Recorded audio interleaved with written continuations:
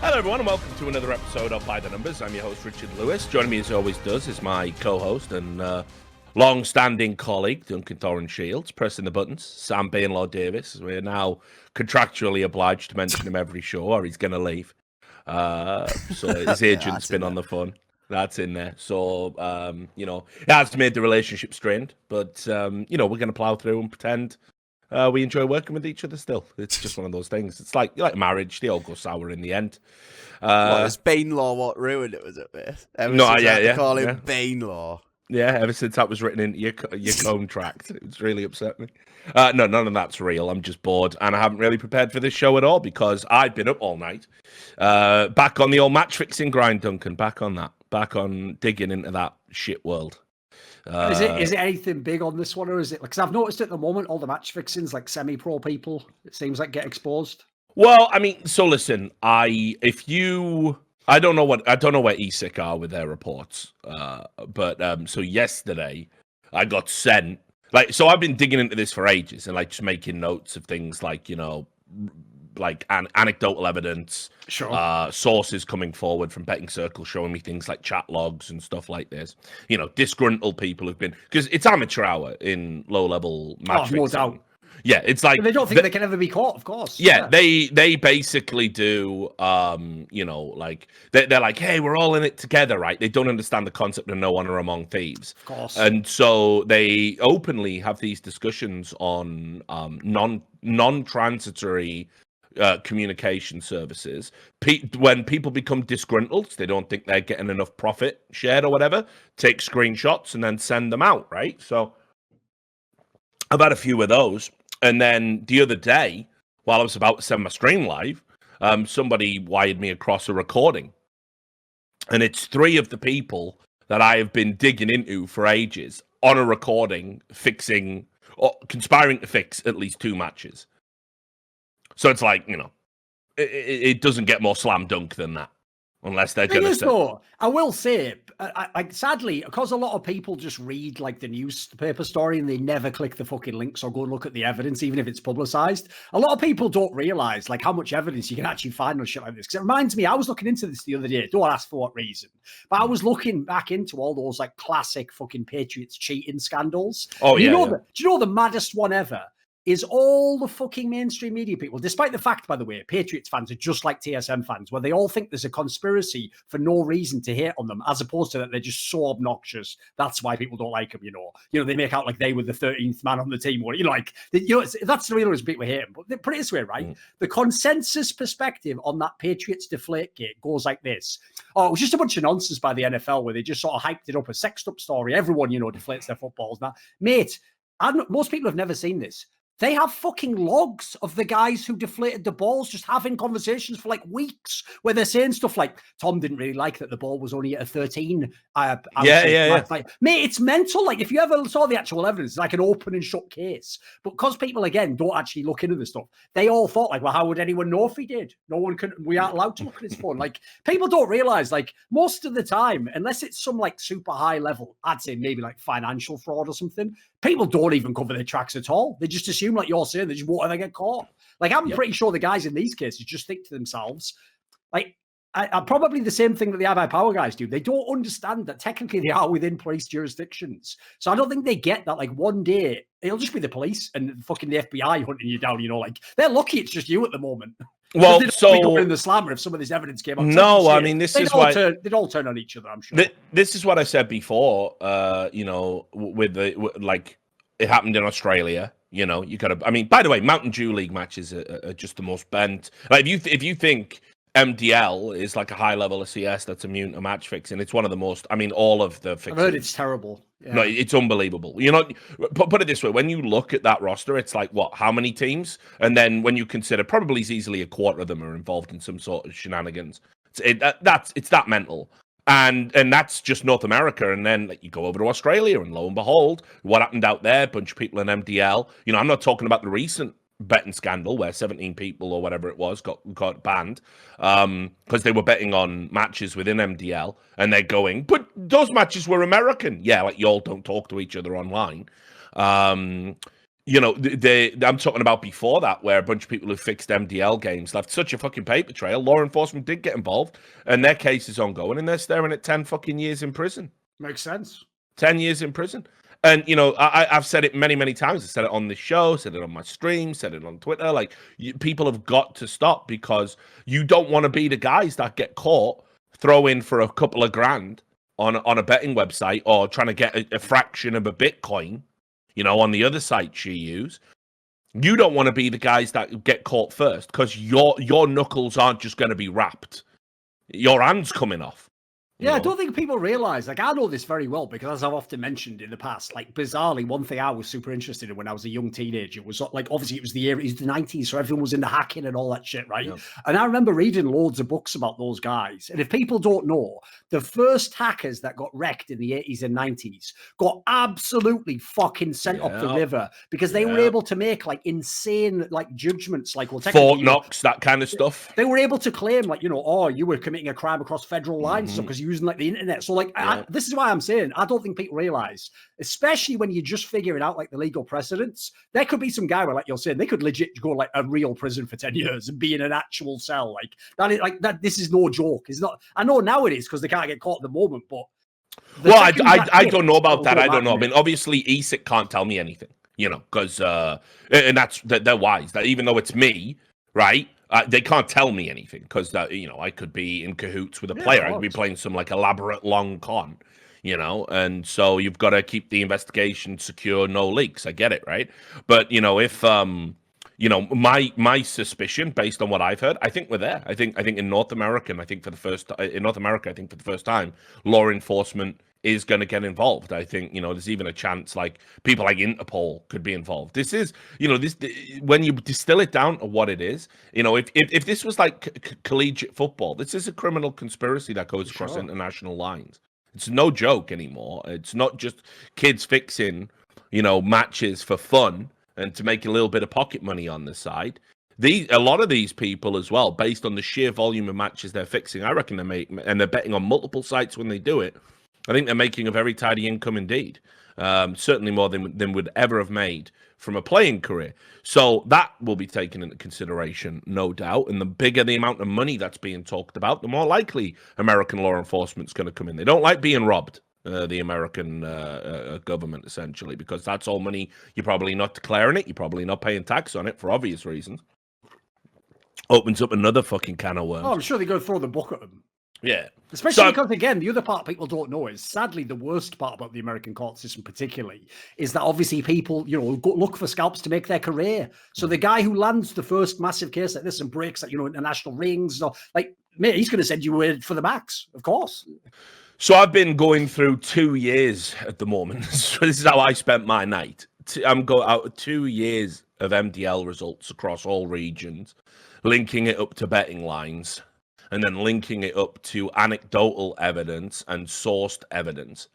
And I think then, I'm going to wait for ESIC to release their report. I'm going to share everything I found with ESIC, but I'm so sick of it. I wanted to just tweet this recording out. I just wanted to. Because on the one hand, I know that I'm looking at this huge sprawling puzzle, right? And if I release one piece of it, it gives all the other pieces around it time to cover their tracks, and maybe we don't complete the jigsaw at all. They get to, get rid of all the incriminating evidence and whatnot. But equally, I know enough about these people. They're morons and cowards that if you put that out there, people are going to start scrambling because they're going to want to save themselves.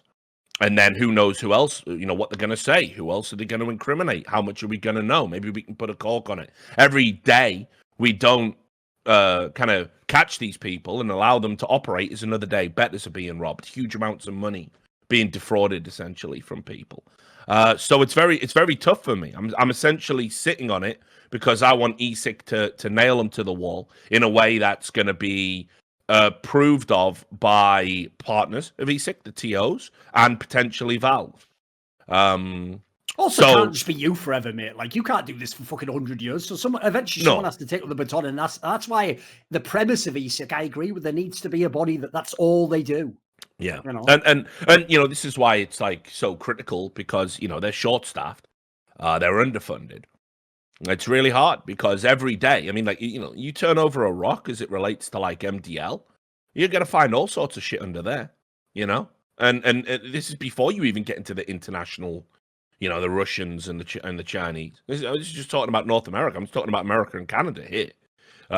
So yeah, it's crazy. It really is. So, that's what I've been doing. But I think, I'm going to wait and try and get a rough ETA out of ESIC on when the report's going to drop, because I'm not going to sit on this forever. Like, enough's enough. Like, I mean, I don't even know if the people I am pretty confident I can nail to the wall now are even in this ESIC report. I don't know anything about it, right? So can't just have these guys running around fixing matches wantonly for fucking 2 years and there be no repercussions for that. And again, it just shows, the iBuyPower game, it's just so insignificant by comparison to what I'm looking at now. It just really is. It's like, it's just nowhere near as bad. So that's what I've been doing. Also, I'll do another announcement because before we get into the show. Obviously, it just got tweeted out before we went live.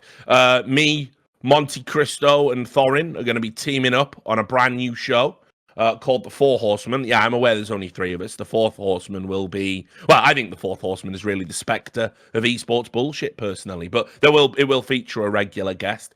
And basically, the concept of the show is one that I think super interesting and super unique, in the sense that what we're going to be doing is, when there's a talking point in esports that we can intelligently talk about and secure a guest who can intelligently talk about it, basically the communities get to summon us. And so, we'll say, if we get 5,000 retweets or, whatever it is, we'll come and we'll do a show and we'll have this guest and, you can come and, we'll hold this debate about this particular topic on the day that it's happening. So this is an idea that hasn't sort of been tried before, and a regular show, one that isn't just about scheduled programming, one that's very reactive, but also sort of prescriptive in it's going to be about resolving issues and giving experienced takes on what's happening in the industry. So I'm very excited to start it, Duncan. Yeah, especially because as you say, the whole premise of it is pretty unique, but I actually think it's super important right now in esports, because the media funnel we have in esports is fucking garbage. Best case scenario, when you and me finally do our video or piece of content, it's even though we're still reacting, it's way down the line, because obviously, for one person to have a complete take takes days. You've got to think it through, you've got to look at all the details. So to me, the idea would be, it'll be as you say, it'll be highbrow analysis of things that are happening. So it could be something like a scandal in the Overwatch League or whatever it might be, some big level stuff. Because as you say, the premise is the audience is the one that decides if it's important enough that they want to hear about it. But then you have a panel of people coming in that aren't just bozo talking heads, that are just talking nonsense. Hopefully you'll get some I would hope reasoned takes on these things. And in my opinion, unfortunately, just the nature of that business, the quicker you can get it into sort of the cycle, the funnel of news, the more likely it is to have a meaningful impact. So I hope personally this can be a way that we don't get the sort of virtual lynchings over someone saying some stupid shit because, for a week, it's just 15-year-olds condemning them. We can actually have reasoned takes. And then beyond that, we can't control the community, obviously. But I think it's a better approach for what we already do essentially on Twitter and other aspects, but formalize it in a way, And the idea of having the fourth guy be just a guest related to the topic, there's obviously so much we could do with that potentially if we get the series going well. Yeah, I think so. And the other reason this is particularly good is the amount of times I get tagged. I'm sure this happens to you. I'm definitely sure it happens to Monty as well. But the amount of times I get tagged by other scenes I don't necessarily operate in, Rainbow Six being a very good example of a load of fuckery going on lately. And people are tagging me going, Richard, will you come and fucking help us out here? Because we don't have any journalists that are going to tackle this kind of story. Well, this is a platform now where those people can, instead of hitting me up and then it's I'm sorry guys, I'm plate spinning, I got all these other things to do, it can't, it'll have to be someone else. I'll get round to it, it's on a to-do list. The fact that we'll be doing the show and it'll be happening live will give those guys that platform as well. So I think that's I think that's something that it could definitely go far. And the fact that it's going to be across esports, I think the scene's finally ready for that. Generally, shows that have addressed multiple esports stories haven't done particularly well because people don't care about. They care about one or two at most. That's the key thing, though. These are the stories people will care about. Because, things like drama and social things, or like industry-wide topics, yeah, they obviously do permeate scenes. As you say, part of the problem right now is it basically has to be in Counter-Strike League of Legends, or I probably don't cover it, Yeah, exactly. Just the nature of the current business, yeah.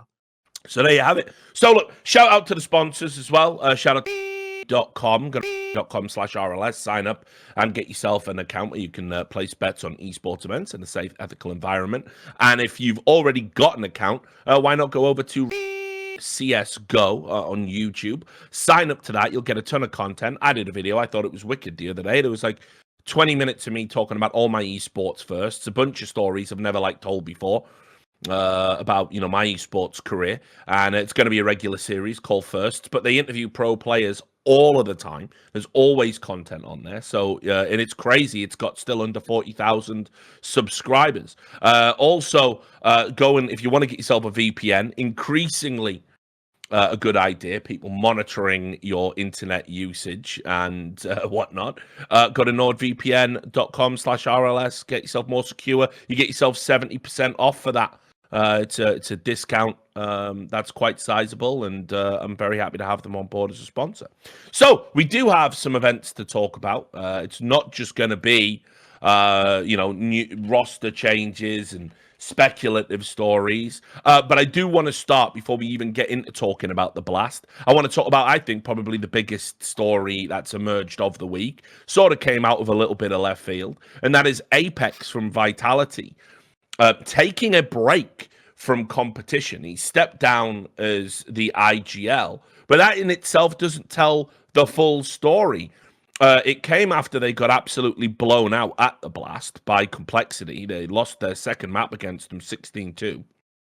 And then, apparently, in an interview, Shox, now the stand-in IGL, weird how that happens. It's mad, isn't it? Him and NiKo are just the biggest cunts of all time. Like, here's the thing. Just own it that you want to fucking do it. Stop doing this thing of like, I guess I just bloody better be the IGL. Like, it's always that angle, isn't it? Like, I don't even want to do it, but they're making me bloody do it. If I need you say otherwise, I'll fucking quit you. Oh, I can't believe me again. Like, they're so bad at it, aren't they? Here's the thing. I don't actually believe this time that's what's gone on. I think but it's just a bit convenient, isn't it, with his track record? Yeah, because Shox revealed in an interview, and maybe this is to cover some tracks. I'll let you make that determination.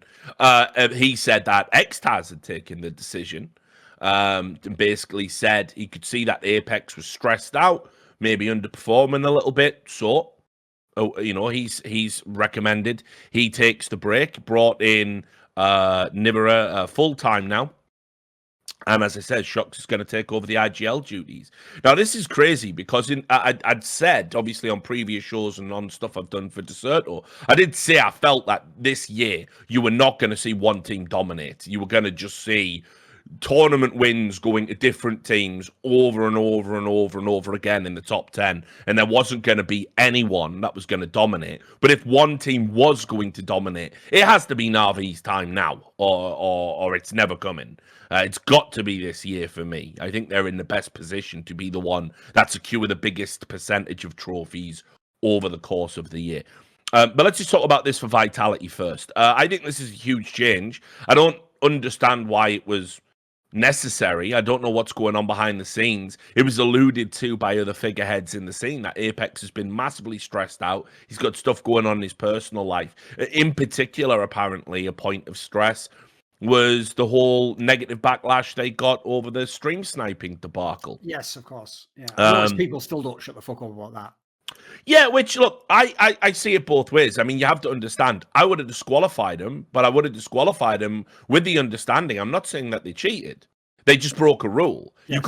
You can break a rule and not actively cheat. Yes, of course. That has to be something. Again, there's no nuance anywhere just in the world, actually, as it happens. Because I do feel like a lot of that is missed. Like, again, people never even nail the facts of these stories. Like, this wasn't MIBR literally sat in front of a monitor looking at the screen. This was like a monitor in another room through a what? Now, listen, still counts the same as Richard says, but the intent is clearly not the same, is it? No. One is way less plausible. And, the Blast have come out and they've made it quite clear that, they were going to do things their own way over on their broadcast. And you understand what's happening now. The Blast is the league, or the tournament circuit, rather, that's kind of emerging as the true rival to ESL. It's not any of the others in the space. You notice how they're doing it as well, Richard. They just literally kiss the arse of every org that's in them. Yeah, like essentially what they do is they go, we'll just give you less slaps on the wrist and we'll give you less punishment for stuff that you violated because it helps you. That's that's their goal at the moment. It's pretty fucked, I think, you know. Well, it's a tough one for me because we need someone to challenge the dominance of ESL in the space, and ESL having 80% of the calendar, and also, you know, kind of, you know, making certain determinations for broadcast talent and the teams that are involved in it while they hold 80% of the calendar. That's not an ideal because at all. So we do need somebody to rise up and sort of, you know, strip that away.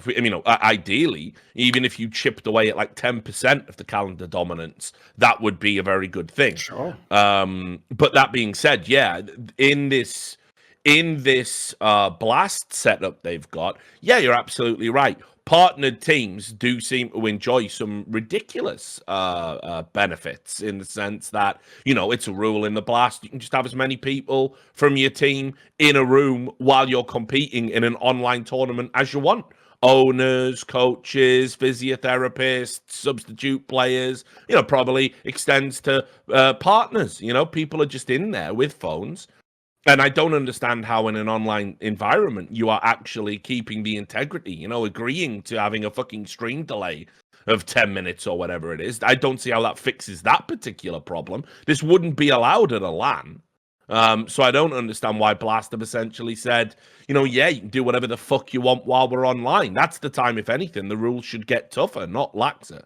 So very strange. But also as well, I mean, you know, their steadfast refusal to even get involved with the Vitality incident. And, you know, they messaged me about it because I was going off on Twitter. And I won't say who, but, you know, basically someone who works over at the Blast said, you know, we've entered into an agreement with ESIC, and so it's their investigation to hold, and we'll follow what they say. But I'm like, it's your tournament. You know, ESIC will always be a third-party body, even if they're doing arbitration. You have to be the ones that step up and take charge. You know, if your tournament's being devalued, you know, and a $10,000. People don't know that, by the way. Flashpoint isn't part of ESIC. Yeah. Like, if I use their logic, me and Monty, for Flashpoint, well, then we never give MIBR any fine or punishment because logically we're not under E6, so no jurisdiction, right? It's the right thing to do. You do it because it's the right thing. Well, how do people in the modern day still think that excludes flies? Of like, well, it's not my job. It's like, is it wrong or is it right? Do you have control? Yes. Then do something about it, you fucking coward. Because that's the thing with Blast I can't handle. In terms of their production and how they've done the tournament, I think Blast is one of the best. But every time I see them have to interact with an org, as in a team org, in a way where they should be punishing them or holding them, it looks the other way around. It's like, yes, sir, what can I do now? They're basically just fuck boys for the orgs. Like the fact that they themselves had no interest in pursuing that ESIC story about all the stream sniping earlier in the year.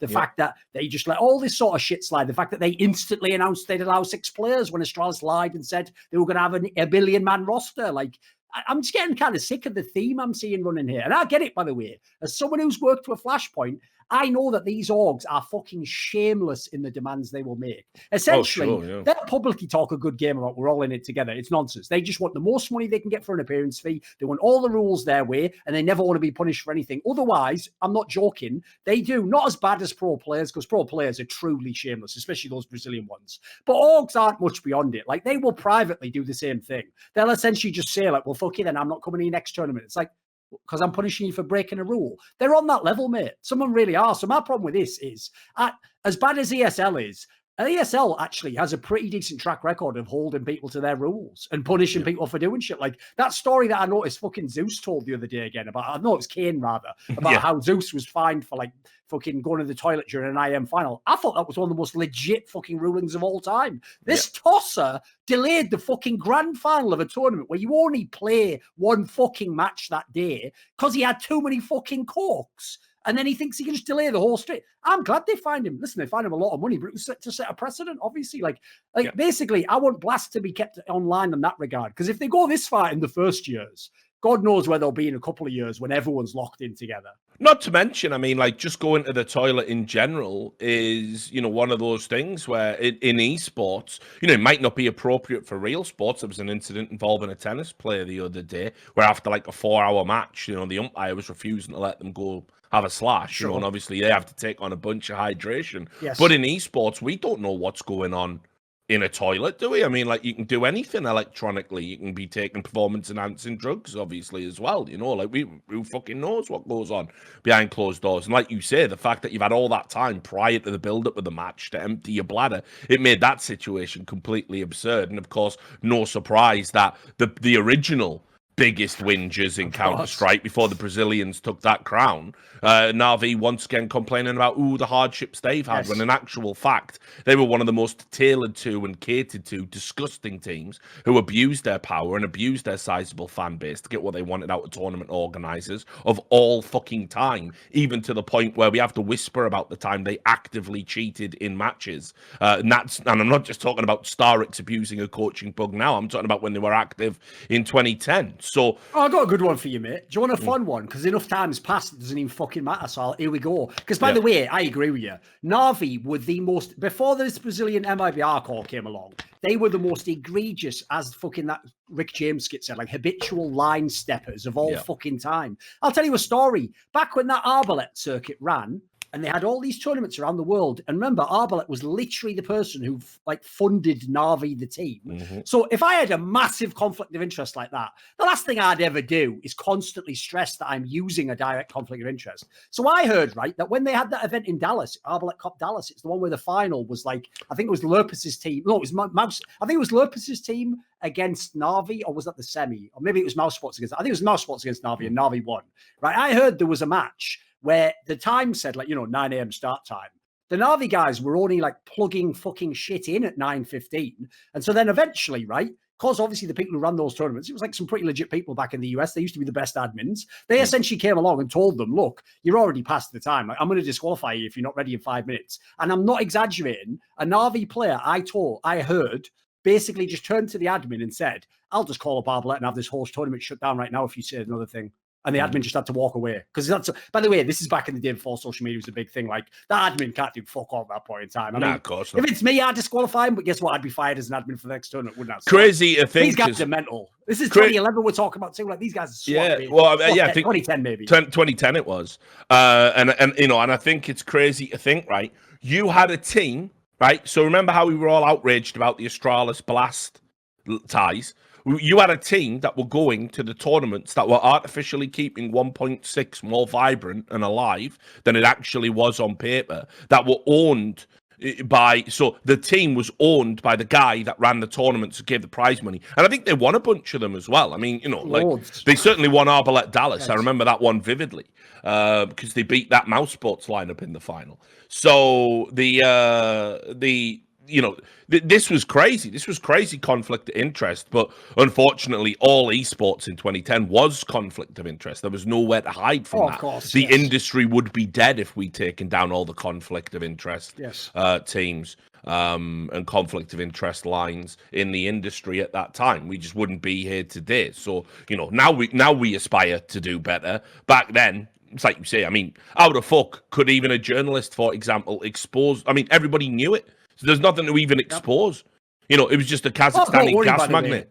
All those pieces of shit, like those HLTV.org reports that everyone goes, Thorin, why don't you respect all the work they've done over the years? Oh, they were all stood there watching these sorts of conversations and just never wrote a single fucking word about it. Because guess what? No, of course not. Just like in 2021 with all the fuckboy journalists, the number one priority in the hierarchy of values for low-level journalists in esports is still, but I want to have a beer with that player after the event. So we'll literally cover any amount of criminal behavior you've done, essentially. It was outrageous. But sadly, that still exists to some degree in the modern day, mate. Well, that's what we're finding out. Put it this way, you don't see those cunts revealing any match fixing stuff. No. Weird how that works, isn't it? Unlimited traffic, unlimited, in theory, resources. Fuck all content produced still. They do one thing every 2 months and then fucking sniff their own farts for the rest of the year. What's funny, of course, it was Kadred. I was mentoring a Russian journalist back then, and we actually did the huge expose on who Arbalet was.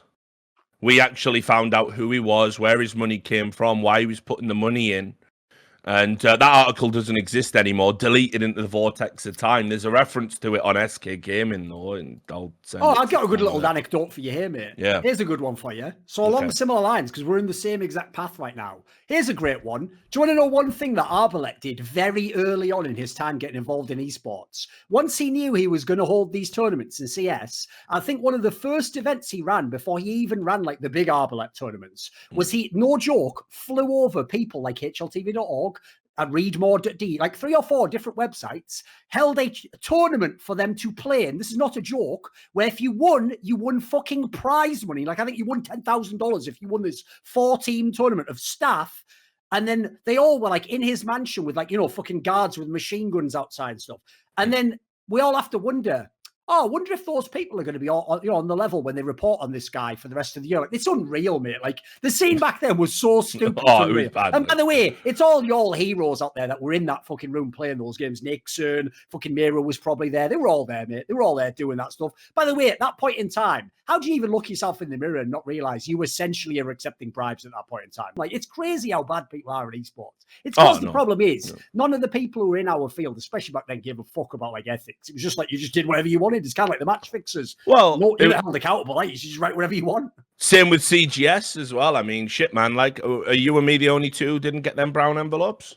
Seems like it, doesn't it? Yeah, seems like it. I mean, for people who don't know, there were a couple of sites. Basically, when they first came into the space, they literally bribed every esports news site for essentially what was tacitly implied to be favorable coverage by saying, if you don't agree to a coverage partnership with us where we have some editorial input, we will freeze you out entirely and not allow you to give any content. And then there were several prominent journalists and editors who at the event, they were literally given like, it was under the guise of it being per diems or spend it how you want. Yeah. So, people were actually just given cash for the favorable coverage they would invariably get. Now, fortunately, when CGS started, I was at Gotfrag. We were a holdout. We were bought by MLG, yeah, of course. Well, yeah, we were MLG purchased at that point, I think. So we told them straight up, like, go fuck yourself. Like, we're not for sale. We'll write what the fuck we want. And they were then saying, well, you just don't get to cover us. And they were like, that's fine. We don't have to come to your events. We'll write what you want, what we want. And then I actually moved to Cadred during that and found myself in an environment where we had drank the Kool-Aid and we were official coverage partners. So it was a very weird relationship. It was how I ended up essentially getting frozen out because I ended up working for the CGS and then I ended up getting pushed out of the CGS because I was writing. I dug out the old article for a documentary I'm going to work on. All right. I actually wrote an article about the old London Mint team and how they had a complete fucking meltdown in LA and got in like a punch up and all this stuff. And they said, we can't publish that. And I said, why not? It's real. It's the truth. And they went, no. And then they published an article by Goody, now a poker player, and put my name on it. Pretended I'd wrote it. So, we had a massive argument. And after that, they blamed a bunch of stuff. Apparently someone sent them, can you believe this? Apparently someone sent them nudes to get me fired. They said, your behavior's out of control. It was a picture of me like having a drink. Your ass out when you it was a picture of me. Fucking someone had come and fucking bagsied me and like took a fucking picture. That's nudes though. Does sound mental. Yeah. So it's just me with my saggy ass out, and fucking someone took a picture of it and sent it into CGS. Like, it was wild times, bro. Wild times. By the way, if anyone's a fan of this show, like, y'all don't realize this. Journalism in esports was so minuscule in comparison to what it is now, even though esports is huge now. Like, it didn't scale. Like, actually, the journalism and media side got way bigger as esports itself got bigger. So you don't realize, like, we were part of the community back then, but like, we weren't massive figures like we are now. Like, it wasn't a show we could just set live like this and just talk. No. So as a result, like, the funniest part about all these stories that me and Richard have from the first sort of decade of being in esports is they all involve people who largely are still adjacent or directly involved with esports, fucking us over. But because back then there was no chance there would ever be repercussions, sort of fucking you over, and then for dominance just telling you, by the way, I'm fucking you real hard right now, but you'll never be able to get back at me. And then essentially the next 10 years of my career in life are just constantly being like presented with opportunities where it's like, should I be merciful? It's actually mental, isn't it? Like the amount of comeuppance that I didn't even plan to give these fuckers, but they're going to get over the next year is mental. Every chance I get, it's just delicious. I love it. So anyway, let's talk about the blast. Enough trips down memory lane. Mental. This has to be one of the maddest starts to a tournament I've ever seen, mate. Yeah. I mean, crazy, right? With like that fucking new nip line just beating Astralis, didn't it? Like, all right then. Yeah, so let's do it because we've got two groups to talk about. We're at the halfway point. It's taking a break because we've got IEM Katowice coming up. So, as Duncan says, we got to talk a little bit about the new NIP. So we already talked about the roster change. Let's talk about contextually over the course of this tournament. I thought they were a little bit unlucky here, but I guess we sort of need to talk about the positives about Big at some point as well, because they had a great show in here. But overall, yeah, I mean, what a crazy start to a tournament, right? Not only do you have NIP 2-0ing Astralis, including a win on Inferno, which is one map you don't want to play Astralis on. They did it with the new kid on the block, CTR, having a pop-off series. Now, he was bad against Big in the next two series, but Nip did go all the way through to the final where they were eventually beaten by the Berlin-based team. So, I mean, within the context of these results, what can we glean from this? Astralis also lost to Big. So let's approach this discussion from two halves. First of all, NIP without Twist. I like it. I think he's a drain on any team he's in because he's a high-profile player you apply expectations to who never delivers.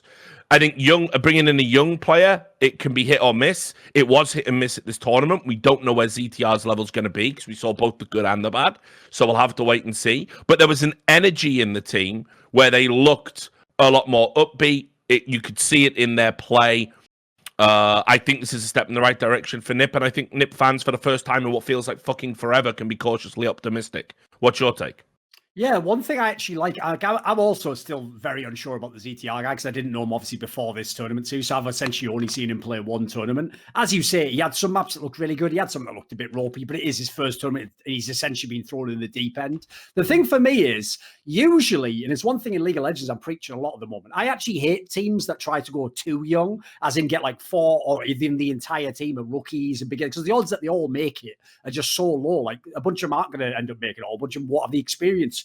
Very few people can adapt that quickly. But the reason why I actually think Nip is unique in that sense is because the whole premise of the Nip team, especially in this online period, is give Threat the pieces that he can mold into a quality team. He already did a fairly good job before. It's just, as I said on the last episode, the problem with Nip was they never got the big hype because they never had like the massive overperformance, but they also very rarely were like massive underperformance. So unfortunately, that wasn't sexy for me. It wasn't like heroic where, you come 8th or you win the whole fucking tournament and, you're number 1 ranked. So I think a lot of people actually slept on the fact that Nip did look like they were a team that evolved over last year. They really became a completely different team to the old lineup. Threat looked like he had a lot of impact, especially on maps like Vertigo, people might realize if they watched him play. So to me, giving him another young talent, one who's completely fresh, he is the perfect guy to give someone like that to. There's very few coaches right now in the scene I'd want to give like a rookie to. He seems ideal for that, especially because one of the things about Threat that's a bit unique, people might know this from my Get Right reflections, is one of the reasons I actually think he never did make it to the absolute top and become like a Khan or a fucking like a legendary IGL,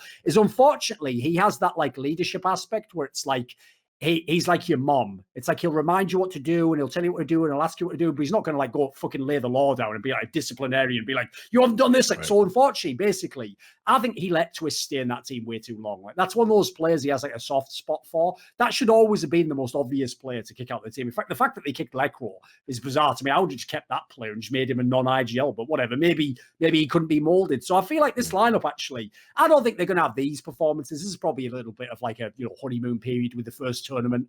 And sure. I think they caught Astralis with their pants down for sure. But I do think this looks like a pretty promising lineup. And bearing in mind, like Fnatic at the moment isn't even on the fucking radar again after Flashpoint. It's basically the only hope you have in Sweden right now. They've got a nice bunch of players. They've got a coach who knows what he's doing. And you can see some of the results look like they're coming. So I'm quite excited for this team. It's quite good. Yeah, and so the other half of the debate is obviously Astralis. They get 2-0 by NIP. You think that's a fluke and an aberration. It's happened to Astralis before, right? First day blues. A lot of great teams have it. They touch down, they get in there, they may be a little bit exhausted. They've had another deep run in another tournament, a little bit jaded. It doesn't go so well for them on day one, but they're champions. They knuckle down, they fix the problems, they come through the lower bracket or battle back and end up winning the whole tournament. Fnatic used to do it in 1.6. Astralis has certainly done it in CSGO. No doubt the core of Astralis, greatest of all time in CSGO.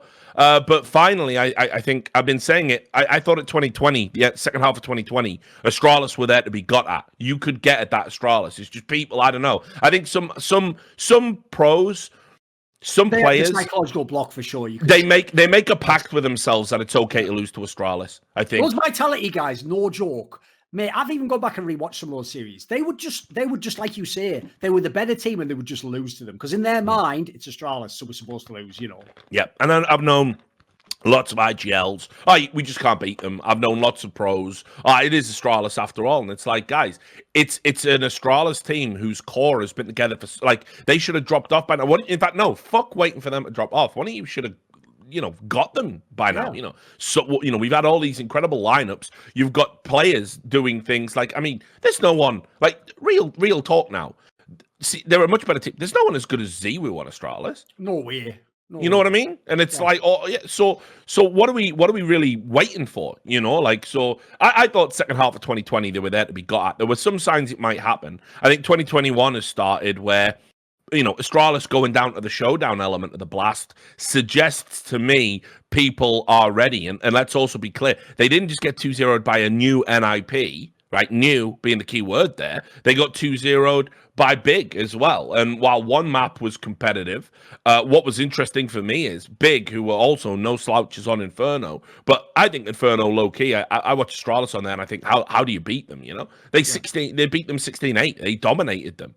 And that and another 2-0. These kind of results weren't happening at the end of last year. To start the year with them, sure, 2020 started with Astralis having a bit of a wobble, but that was when they were doing all this seventh man bullshit, and they were exhausted, and they'd had that unbelievable schedule at the end of 2019. I think this is for real. And I know a lot of fans are cautiously optimistic about this. I think this has to be the beginning of the end, and we're going to see teams push Astralis down to fifth in the world, fourth, fifth in the world rankings. Finally, we're going to see other teams get their share of the trophies, and Astralis are going to be a great team, a formerly great team that are now spoilers rather than winners. What do you think? Yeah, I mean, even though they did win a lot of tournaments at the end of last year, as you said, even in those tournaments, they would be in the lower bracket. They would lose a big match. People admittedly, ZWoo himself hasn't really got the hang, but I'll tell you right now, that whole thing back in the day from years ago of but Astralis shut down the star players. Nobody on Astralis does shit to Simple. And he still loses the game half the time because his team obviously fucking is mad ropey, aren't they? But mate, that's that part's been cracked already. That's a myth at this point in time. So I agree. I still think, like you say, they're not going to be terrible. They're still going to be a very good team. They've got all the fundamentals down. The players are quality. They seem to have a pretty good average level performance. But I could see this being the year where in the next 2 or 3 months, it's not just that they don't win the tournament. They're going to have matches like this where not like a nobody, but a team that you wouldn't necessarily expect will beat them.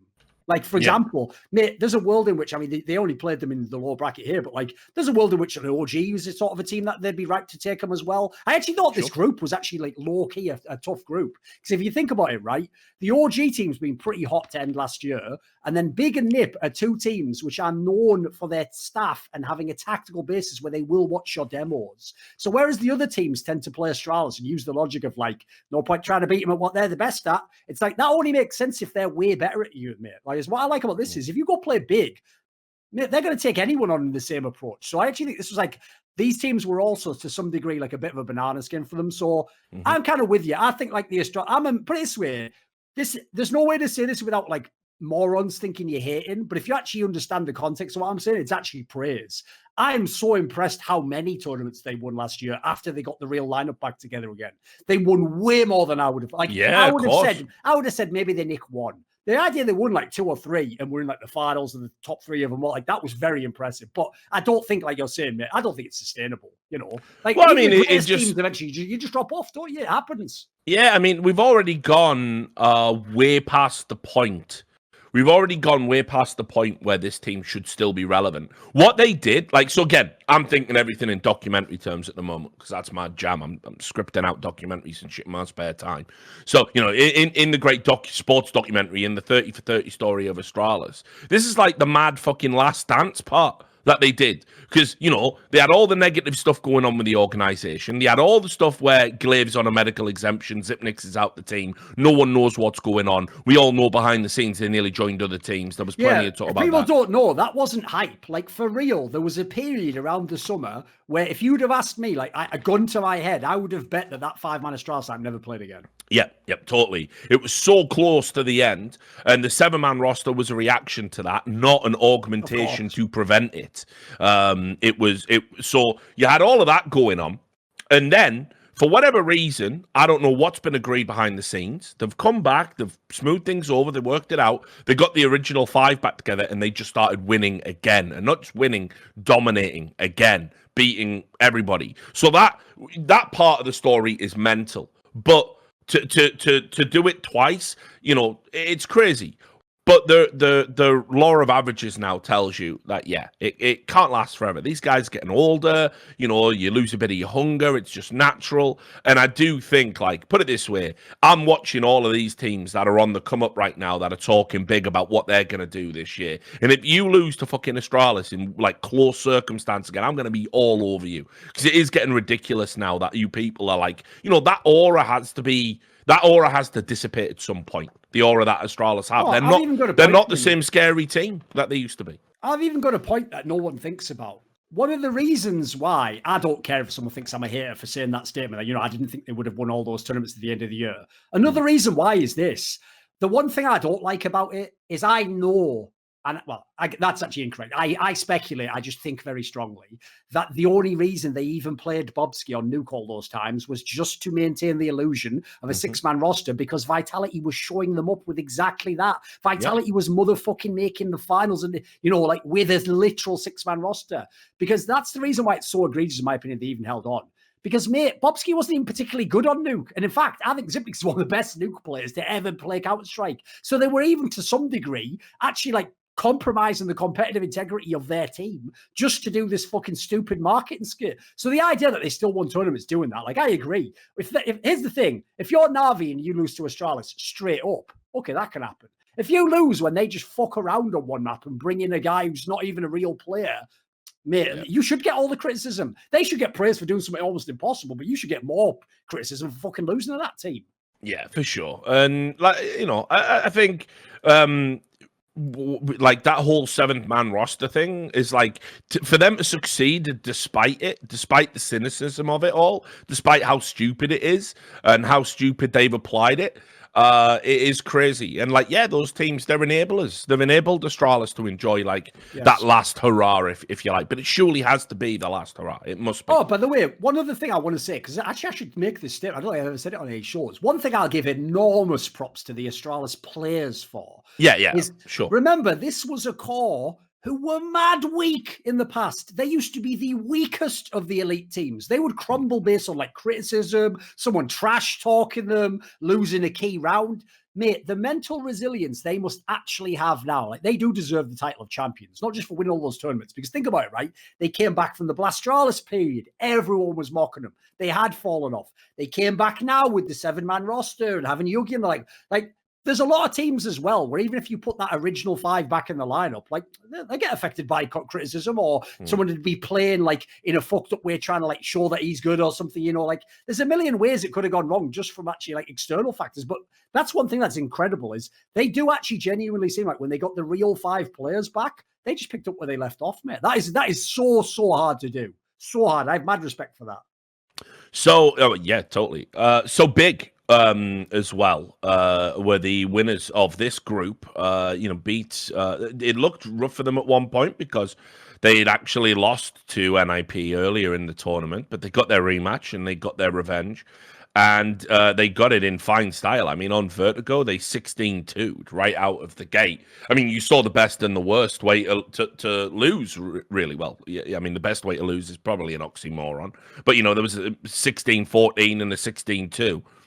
And, you know, NIP were very competitive on that second map on Overpass, but it wasn't to be. And Big, once again, show that they are an incredibly well-rounded team, that they do have legitimate star potential now. And I'm not just talking about Tabsen, because I think you have to respect Searson now. I know it's been the online era, but it is what it is. And I think Searson is one of the, like, he's a world star now of Counter-Strike. Online especially, yeah, for sure. With the types of performances he's put out. And he's really been the difference maker, you know. There was a lot of mockery about, well, you know, Xantares, wink, wink, this will be his time to shine. But actually, Xantares has been mostly a middle-of-the-pack player for them, just solid, reliable, nothing spectacular. When they dominate teams and when they beat the big names, it's usually Searson that pops off. The guy is such a threat with his AWPing, such a threat with his scouting. I mean, he's probably the best scout player in the world as well. No slouch with pistols. I mean, you know, Big look so good here, and I know they've had a bit of a wobble, bit of a drop off, but you know they're back up to, what is it now? Like, are they third in like or fourth in the world? It must be pretty high up still. Yeah, they're fourth in the world rankings again. And, you know, they've been a pretty consistent performer. So a bigger team that not a lot of people talk about, because obviously online era, we all make the jokes. Big, there was the bug abuse stuff going way back as well. They've got that reputation as not being legit, not being real, which maybe German teams always curse to have that because of esports history. But I don't know, man. I feel like people have got to start respecting this team a lot more than they do, because I've said in the past, I don't think that they would replicate this success in the LAN era, but now the online era has gone on for so long, I actually wouldn't bet against it. I feel like this is a team that is like so well drilled now that actually when we do get to LAN, it's not going to be flukes. The only question mark I will have is Xantares, as always. Put it this way, I would echo that sentiment, and this is how I would phrase it. I agree with you. It's one thing if someone is hot for a month online or they win a key qualifier online. That means fuck all when you go to LAN. But if you can actually perform the way Searson has for almost a year now online, that means basically that if it doesn't happen on LAN, it's just a psychological problem, mate. It's nothing to do with your game. Like, his game clearly is good enough. Now, sure, people play differently, blah, blah, blah. But even that's like, it's not as extreme as people make out. So, like, I agree. Maybe it'll take him time to acclimatize to playing a big final on a stage or something. You know, there's all those extras aspects. But clearly the game is there. That we don't have to question that. It's just about when, not, if, not when, rather. I don't know. Yeah, I know what you're saying. I got the wrong way around that. But you get my point. Yeah. I would say about Big is this. I totally get why they never really got the fanfare. I agree. Part of it's the history, even just the name Big still is in my brain associated with the fluke final at Cologne and the bullshit bog, like you said. But so the problem is people do still not think of them as a real team. I feel like it's the same with heroic. You just see the word heroic. You can't associate that in your brain with a top 5 team, which doesn't make sense yet. But I also think, unfortunately, their style of play, I wouldn't say it's boring, because if you watch Counter-Strike, you don't like tactics. I don't know why you're watching Counter-Strike, mate. Like, go watch Valorant or Quake or something, mate. Like, I don't know what you're doing. But certainly people typically don't tend to like the sort of tactical teams like them as much, you know. They don't really get as much hype unless you like Ence and you have the national aspect going for you. So what I would say is this, is they're a team where I think that people who are actually heads about Counter-Strike know how good Big are. They're one of those teams that are like a line in the sand for me. If you think they're just garbage, I think you're probably just a player who watches the headshots, you know. If you watch what they're doing, they're clearly a legit team. I also think, by the way, since you referenced it earlier, the barometer in that team is Tabsen. Because one of the things from talking to Legia and a bunch of the other people, like I had that coach on a couple of my shows last year, that has been very impressive to me, is Tabsen essentially did the exact opposite of what I would recommend he did with his career, which is a year or so ago when they first sort of set this lineup in motion. I would have told Tabsen, as I did on Twitter, mate, how long are you going to keep wasting your time playing a team you're mad overqualified for? You did it already. You were friends with me. Your mate's got B, like, you're not even in the fucking team anymore. Just go join Team Liquid or FaZe Clan or some massive team that will want you, get paid mega bucks because you've been paid fuck all because you play for a small org, and have your time to shine, have your time to actually be one of the best players in the world. Instead, he did literally the opposite. What he said was, right, I'm the IGL and I'm going to take all the shit roles. I'm not going to take any of the space, because he used to basically have everything set up for him in like the Gob B version of things. But as a result, because I'm a mad skilled player, I can do my job anyway. But if I ever have tournaments like this one here, where I actually end up frag out as well, good luck beating my team, mate. Yeah. What are you? No, but beat a team like that? It's the mad thing that no one's talked about actually, and you know, I'm gonna make a comparison that I'm sure actually, even though I know you didn't follow a lot of Source, I'm sure you're aware of it from a historical perspective. Tabsen's transition to being a truly great IGL, and I say that based on the results and the tactical approach the team's taking, so it passes the eye test and it passes just the results test, is very reminiscent of what happened with Existence. You know, Existence was a star player.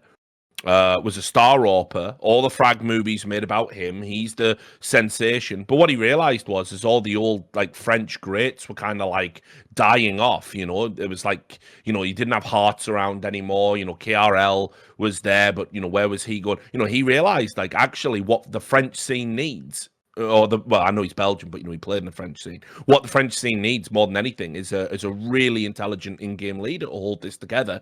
And how long can you stay in a star AWPer with incredible reactions as you get older anyway? So he completely went away and reinvented himself and became probably one of the greatest IGLs, well, the greatest in Source, one of the greatest in CS:GO in terms of early CS:GO. Yeah, exactly. All of CS for sure. Yeah, and is now depressingly coaching in Valorant. But anyway, you know, and when you look at what Tabsen has done, it's very similar. Tabsen is a star player who could have been a star player, could still be a star player, could have done all the things you just said, but instead stayed with his team, stayed within the scene he's from, and reinvented himself as an IGL, took on all the bitch roles, and just leads his troop of players, some of which you've never heard of. Certainly people who have less star power than him, yet he's the subservient one in the relationship. And it's incredible. And, you know, it's a storyline and a narrative I've yet to hear talked about on a broadcast. It doesn't seem to really get picked up on forums or social media. Because Tabsen's not the guy to, like, bang the drum about it. Since I know you know those guys and you're in deep with Gob B and all those people, there's one for your documentary series. If you could do something about how they made big, because what I've learned from doing those shows with the gear, basically, is the reason why someone like Tabsen stayed, right? When he told me on Twitter, it was sort of like, yeah, but I want to stay with my mates, you know, and I wouldn't be as good without them, right? Everyone's heard that sort of rhetoric before, and half the time it's not even true. You know, like some of the players who claim to be friends, like barely even like each other, they just think that's what you're supposed to say. I'm not joking. Big the team has actually created a real sports culture in that team. Where no joke, it is actually about the idea of like, of course, what North were trying to do, ironically. Of course, you turn up on time and do your job and do your work because this guy over there is doing his job and the owner's there talking to you and like.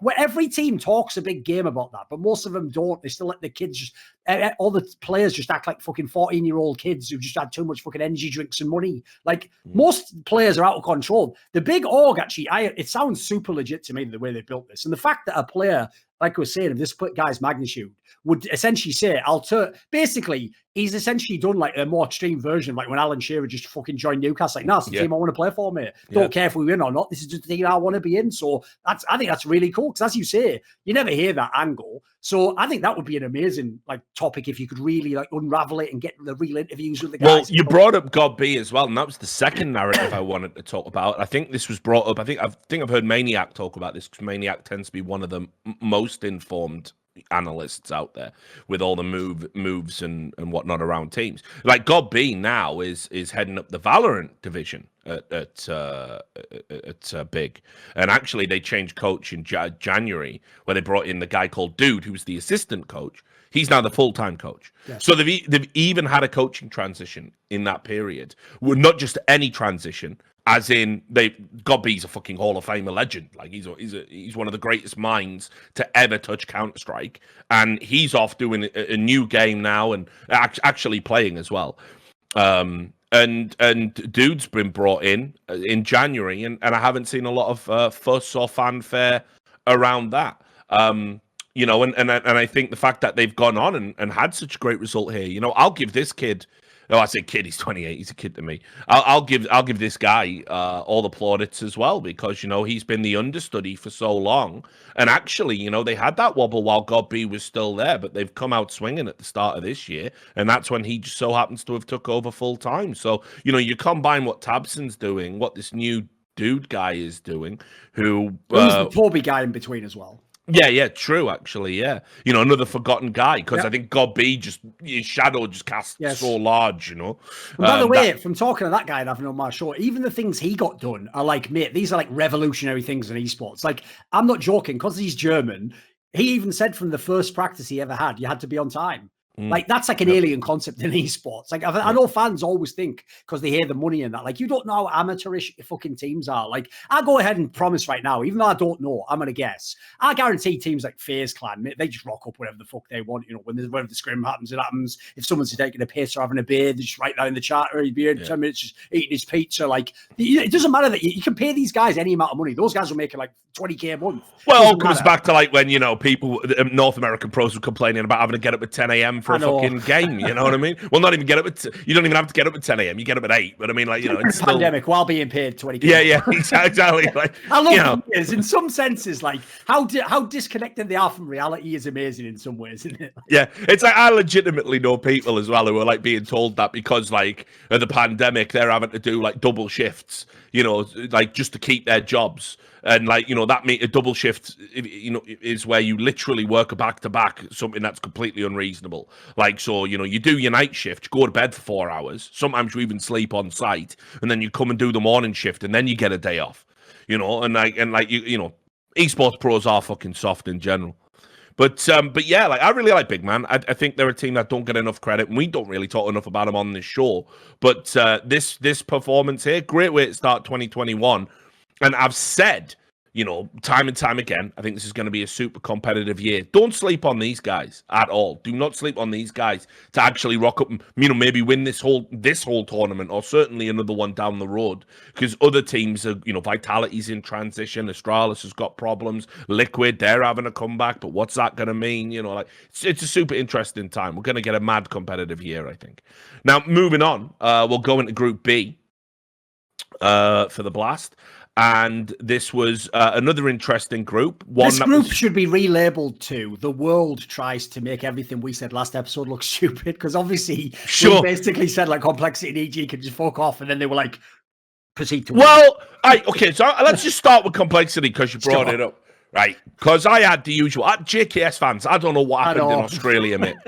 I don't know what, I don't know if there's been some testing going on out there we don't know about that's driven everyone insane, because a scene that idolizes Dick Stacey and stands for JKS, one of the highest paid players now in Counter-Strike, who was objectively woefully underperformed since he joined Complexity, right? And I saw people, and like, listen, I'll let Sponge off. Chad loves JKS. Yes, it's biased for obvious reasons. Yeah, I mean, obvious, yeah. Like, Chad's a proud Australian and good for him. But anyway, they won one map and JKS bottom fragged, and everyone went, JKS is back, guys. Now, incredibly, JKS went from strength to strength throughout the tournament and ended up fragging out and top fragging and being instrumental in Complexity winning the whole thing. But I'll just add, there was people going, dropping the all this age. Well, I have to say it again, I cannot make time work non-linearly. So the things I've said that were true at the time, if they ever become untrue, it doesn't mean they weren't true then. They were true then. They were objectively true then. Also, as well, there's that one, I forget what that concept's called, Heisenberg's uncertainty principle or something, where you observe something. And if you observe something, it alters it. Well, there's a principle like that in esports, that the more and more you point stuff out, you think players don't listen to what I'm saying. You think fans don't listen to what I'm saying. You think Reddit threads don't happen because of what I'm saying. It gets back to the players and it gets in their head and they go, I want to show that fat ball cunt something. So they actually knuckle down. I've had owners thank me for roasting players in the past because it's been a direct motivator for what they do. Y'all don't know. This show is mad influential as motherfuckers in the chat no one watching ever it now. thinks about. Mate, I've even had the same thing happen. Like, I've had players at tournaments with the IGL just be like, see, you thought we were going to pick Inferno, but actually you made a good point, so I went with Dust too. It's like, so what am I supposed to do then? Just give the wrong answer in my video? Like, no, but yeah, you're right. Because basically the problem is, like, it ties into what I said last episode, mate. The average level of discourse on the internet, everyone's going to go, you just did Boomer. No, I was there for the last 10 years. The last 2 years, it has become unbearable. Like, I'll show you the best example ever, right? Is... because this is amazing, because this shows how stupid they are. The old approach, right, was it goes like this, Richard. You make your tweet at 8 a.m. and you say, I think this team is going to lose today. The match is completely finished at 4 p.m. At 4:01 p.m., every kid comes, oof, what about this, eh? Oh, nice prediction. Even though... Where's yours? Logically, as you say, if it was such a stupid prediction, that'd be 8-1, wouldn't it? Yeah, I've got the best one ever, right? Because in the modern day, they do that now, Richard, but they still do the oof aged well before it's finished. So I've got probably the best one ever, which is, if anyone's a League of Legends fan, look this up. I did a tweet where, because Fnatic was playing against Top Esports, who was like the #1 Chinese team at Worlds, and they were actually favoured to massively beat Fnatic. And one of the things about Fnatic is, if people don't know, famously a player I critique a lot is Reckless, right? The AD carry. And since the AD carry of the other team, Jackie Love, is like a monster player who tries to dominate the other team, I did a tweet, obviously, like everyone, I was predicting the Top Esports team to win. Well, the best part is Fnatic went up 2 games and then we're winning the 3rd game. So, mate, just go look at this thread. It's amazing. I might have like 200 responses of kids just like, oof, age well, dickhead, you don't know anything. And what's amazing is they lose the series. They actually lose it in the most heartbreaking, like they get reverse swept. It's brilliant. Amazing. So now this thread should be like an esports like fucking museum or something, just to show how bad the level of discourse is. Because on that one, right, this is why it's stupid. What do I win at the end when I was right? Nobody apologizes. I don't go on their profiles and go, oof, figure. Like, it's just stupidity, isn't it? Can you even imagine? Like, oof, yeah. If you were just there, oof, on everyone. Part of me does think, now that I've said it out loud, one time I should just do that. I should just go and I should manually reply to like 200 people, like, oof, oh, age, well, oh, dickhead, oh, maybe you should stick to I did do that to some of the YouTube comments on that Deserto video about twists.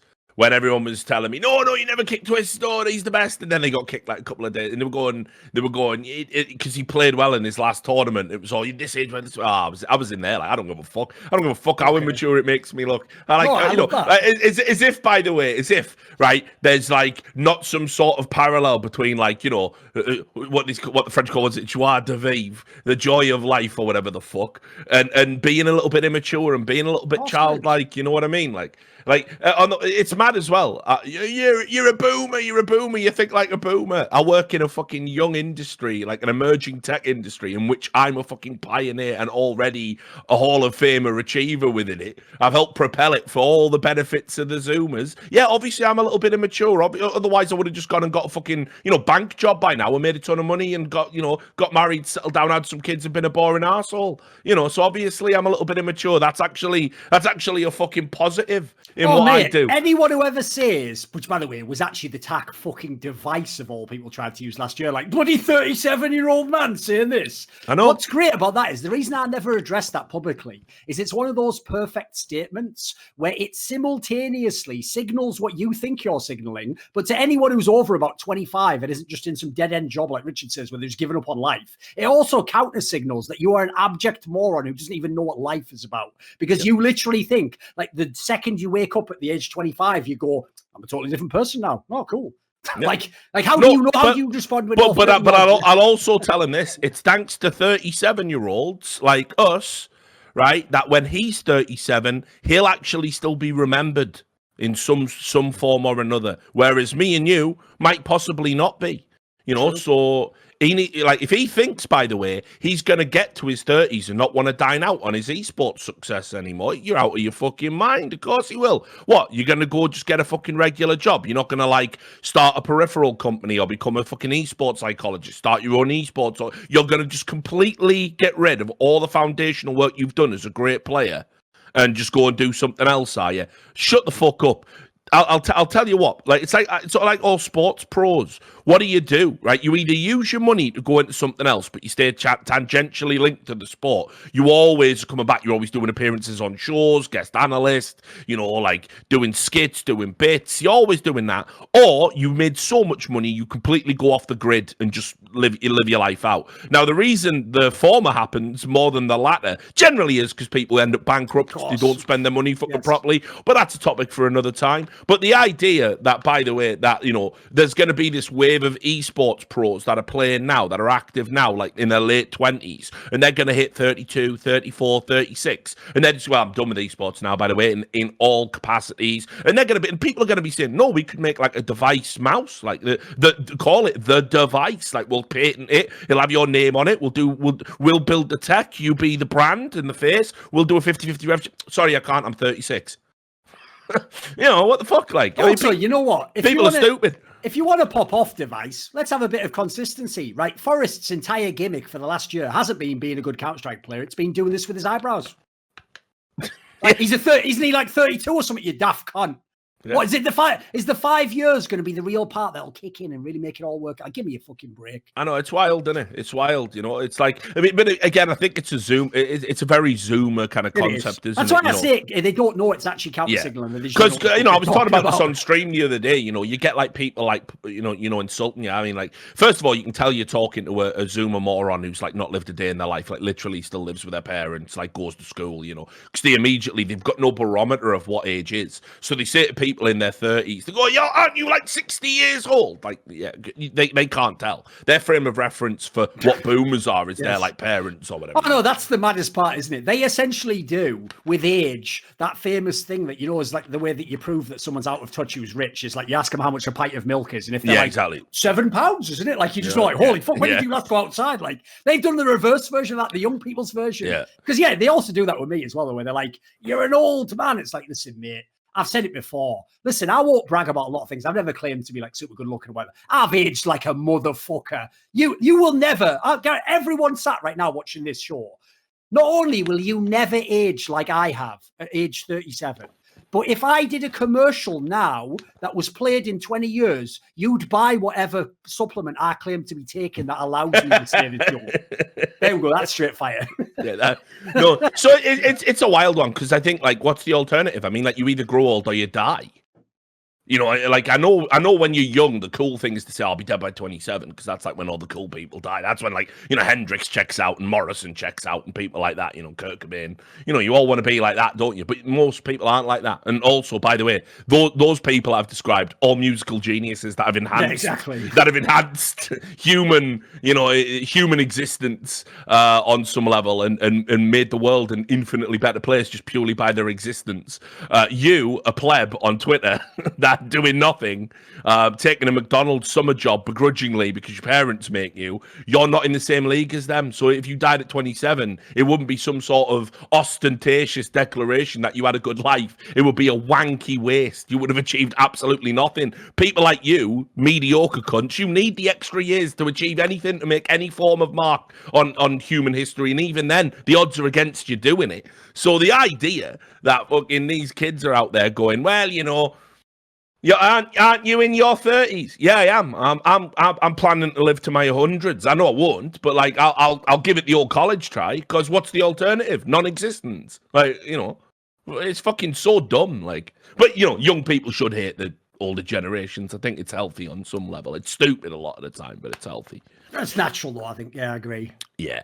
So anyway, let's get back to this. Back to the blast. So look, complexity. We'll just start there. Obviously, as I said, JKS turned up in a big way. They brought Poison back. The thing that this suggests to me, though, mate, and I did tweet this out, is that it's brilliant that they went through and actually didn't just go through. They went through perfectly. They didn't drop a single map. They 2-0 Vitality. They 2-0 NiKo's G2. They 2-0 Evil Geniuses in the final, who were probably unexpected finalists themselves.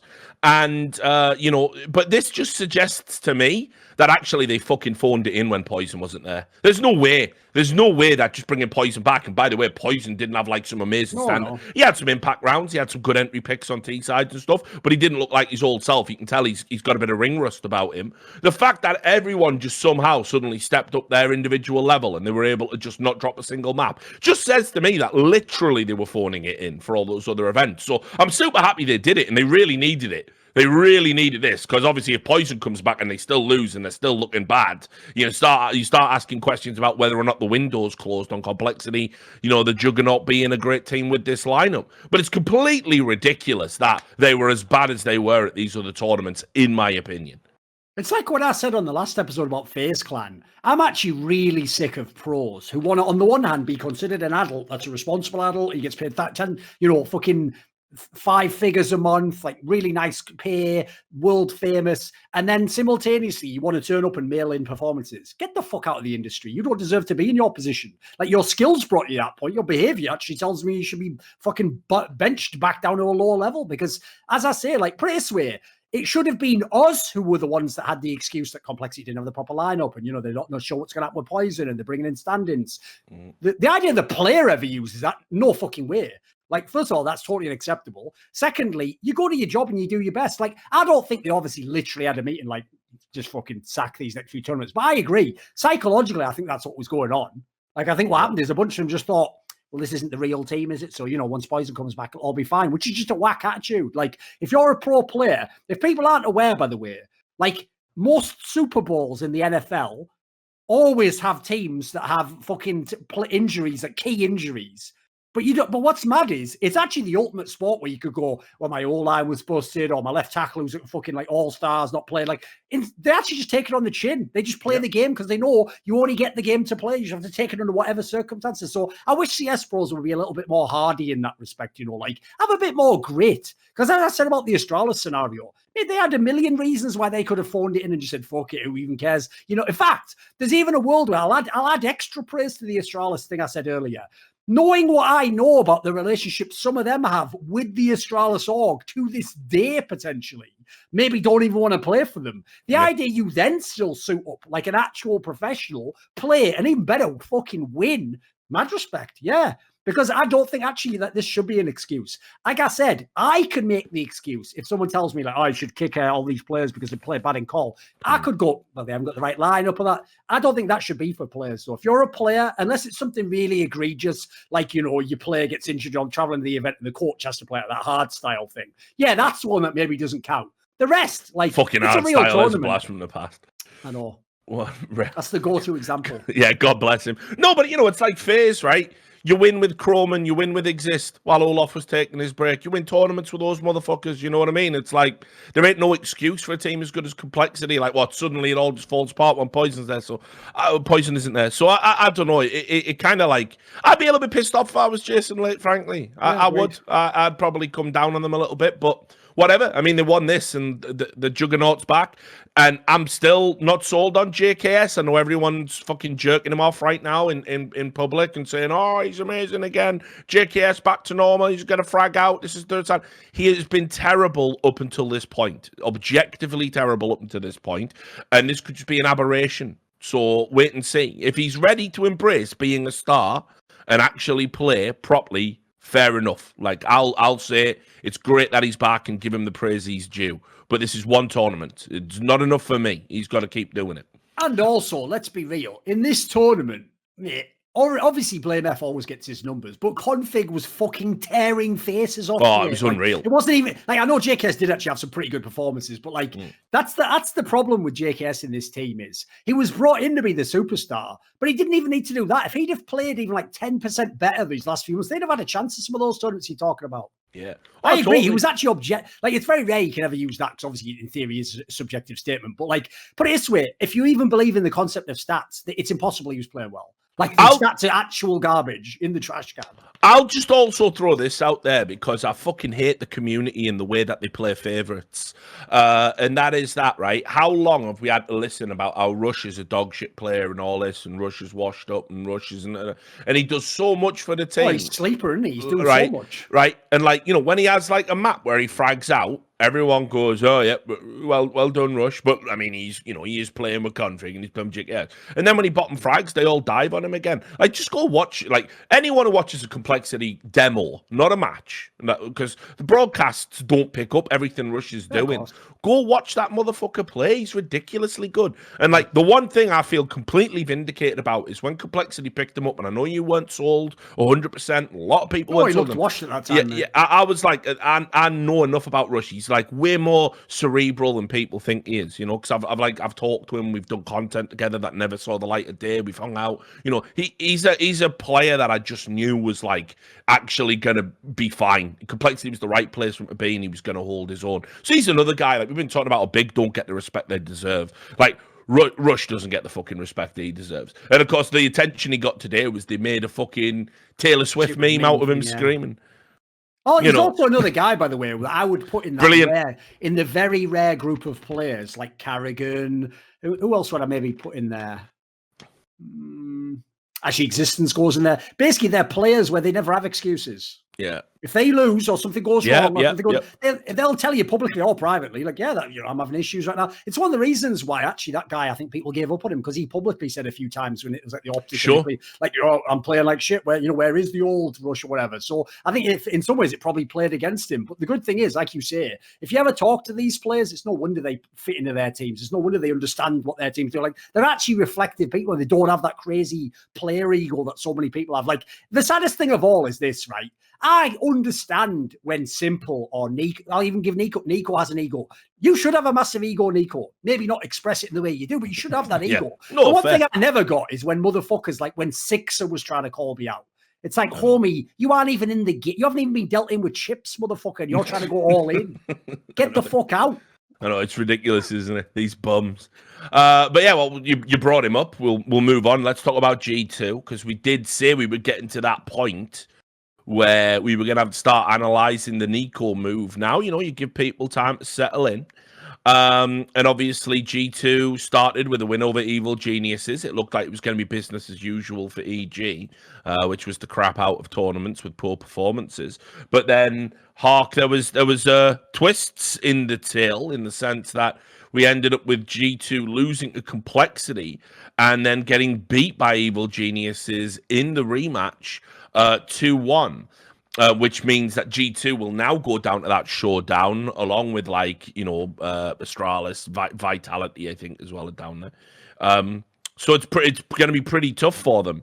Now, overall, I want to say I think NiKo's performances since he's joined on an individual basis have been out of this world. He had a real bad time on Nuke in like the last map. Worst I've seen NiKo, and clearly he was tilted off the fucking face of the earth because he was doing that thing we used to like. For those who don't know, when NiKo came to E-League, right, we literally had a dedicated NiKo guy every time he played. There was someone in production who had a dedicated camera on NiKo. They were watching it 24/7 because we knew that when he got tilted, he would start screaming, "Shut up!" or banging his fist, and we knew it was going to be great television. He's just that predictable. Now he's never ironed out of his game. By the way, you get to your late 20s, you got to stop acting like a fucking child. You've got to be able to control your emotions. You can't let your emotions control you.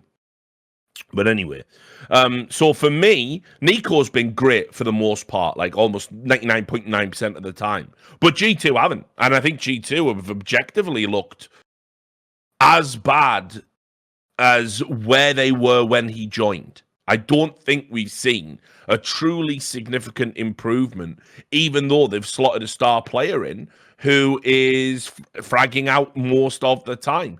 And I'm at a loss to explain why, because I saw Launders do a tweet that got me thinking, because I think Launders is a fine mind as well.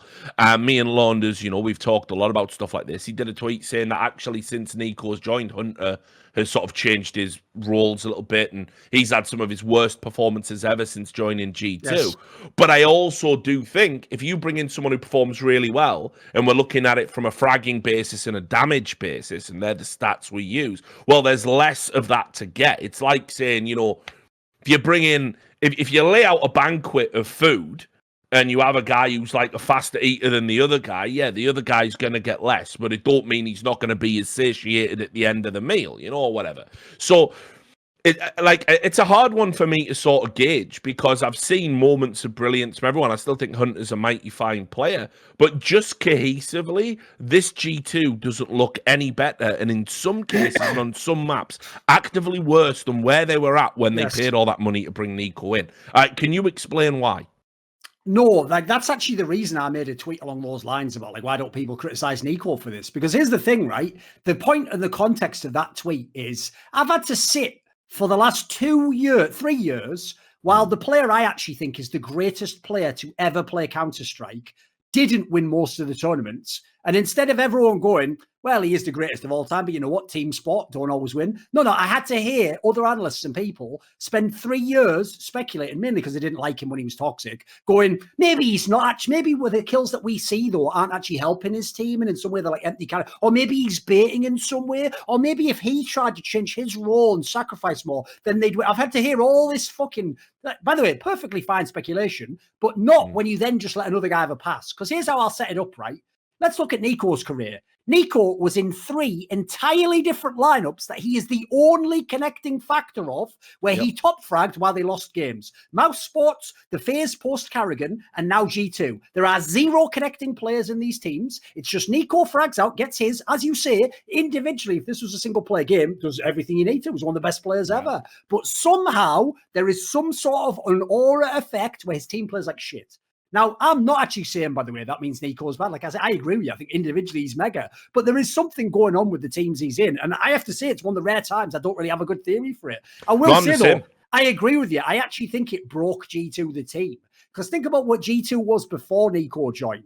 They were a team where everyone understood what you expected, right? Kenny S had to be one of the best AWPers. Hunter was the star player. Next, there was a frag and IGL. Amanek and Jax were like role players who clearly had limitations, but were somewhat well applied by the coaching staff. That all made sense. That was a machine, which I won't say functioned so well, because they certainly were like sort of starting to slump when they brought NiKo in, but there was a concept that made sense. Now consider what G2 is. NiKo frags out, they don't win the game. Kenny S has been fucking shit for the last 3 months. Hunter is nowhere near a star player now that NiKo joined. They've kicked Jax, and Amanek's actually half decent. What the fuck have you got left? Somehow, we've ended up in another NiKo sports scenario, almost. Not as bad, because I think that was the most egregious I've ever seen of like disparity between best player and, next best player, but it's not that far off. So I'm not, as people probably imagine, that you're just doing it to take a shot at NiKo. I'm actually taking a shot at everyone that makes those stupid comparisons much simple. Because listen, I don't think NiKo's the best teammate in the world. I don't think he's a terrible teammate, though. I think I've met plenty of players that were equally as toxic or, had like a big ego. They just didn't do it publicly or didn't get caught on camera, like you say. So I don't think there's a problem in that sense, but I do think G2, the team, is fucked right now. Like, but I was told that when NiKo came in, Hunter did give up a bunch of roles over to him. Is that, I don't know how accurate that is. The problem with that is Yanko, who obviously has his own horse in the race, claimed in a follow-up to Lon that like it's only a couple of spots he gave up. Right, I'm not sure. The eye test, I do think Hunter gave up, if not even spots, like he definitely gave up resources and like space in the team. And again, this is where I'm so sick and tired of bullshit arguments. So now morons are going to go, that's not true, Thorin. NiKo didn't ask for all that. It doesn't matter. The point is, what is the end result? If what actually happens is everyone in the team gives resources, space, and like preference to NiKo, effectively, it doesn't matter whether he asked for it or not. It happened. Like, there's one thing that NiKo has to really grow up about, mate. Plausible deniability isn't enough when I actually know your teammates. When I know the real story, it doesn't matter if you can get away with the story in public. So I don't think NiKo did come in and go, right, day one, it's my team, I get everything. But I think, unfortunately, that has been the effect of the team. And so I don't know. I actually would even go the other way, because I'm not actually criticizing NiKo on this one. I think, if anything, NiKo fragging out has probably allowed them to drag on a lot longer than they should have with this team. Like, this team probably should have been left to fail, unfortunately. Because I don't think it can be fixed, mate. I don't care that they got through here. I don't think they're going to do anything with this team, mate. Well, I did a video at the time where I said I don't think NiKo's necessarily the answer to fix G2, because I felt like, it wasn't necessarily a firepower issue. It's always nice to have a star player that can frag out, but if you don't need that, you don't have to actively go and seek that out. It's like, again... Especially because what do you give up to get it? Yeah, you don't know what you're losing, and we've seen that time and time again. For example, the Mouse Sports Snacks move. You got this amazing player, but you took out a bedrock to bring in a star player, and that is one of the worst transfers in CSGO history. Seemed like big news at the time. $300,000 fucking dollars allegedly for that. So, so this is a tough one, because it's like... You know how it gets fixed, right? You know how the story ends. And it's with NiKo saying, this isn't good enough.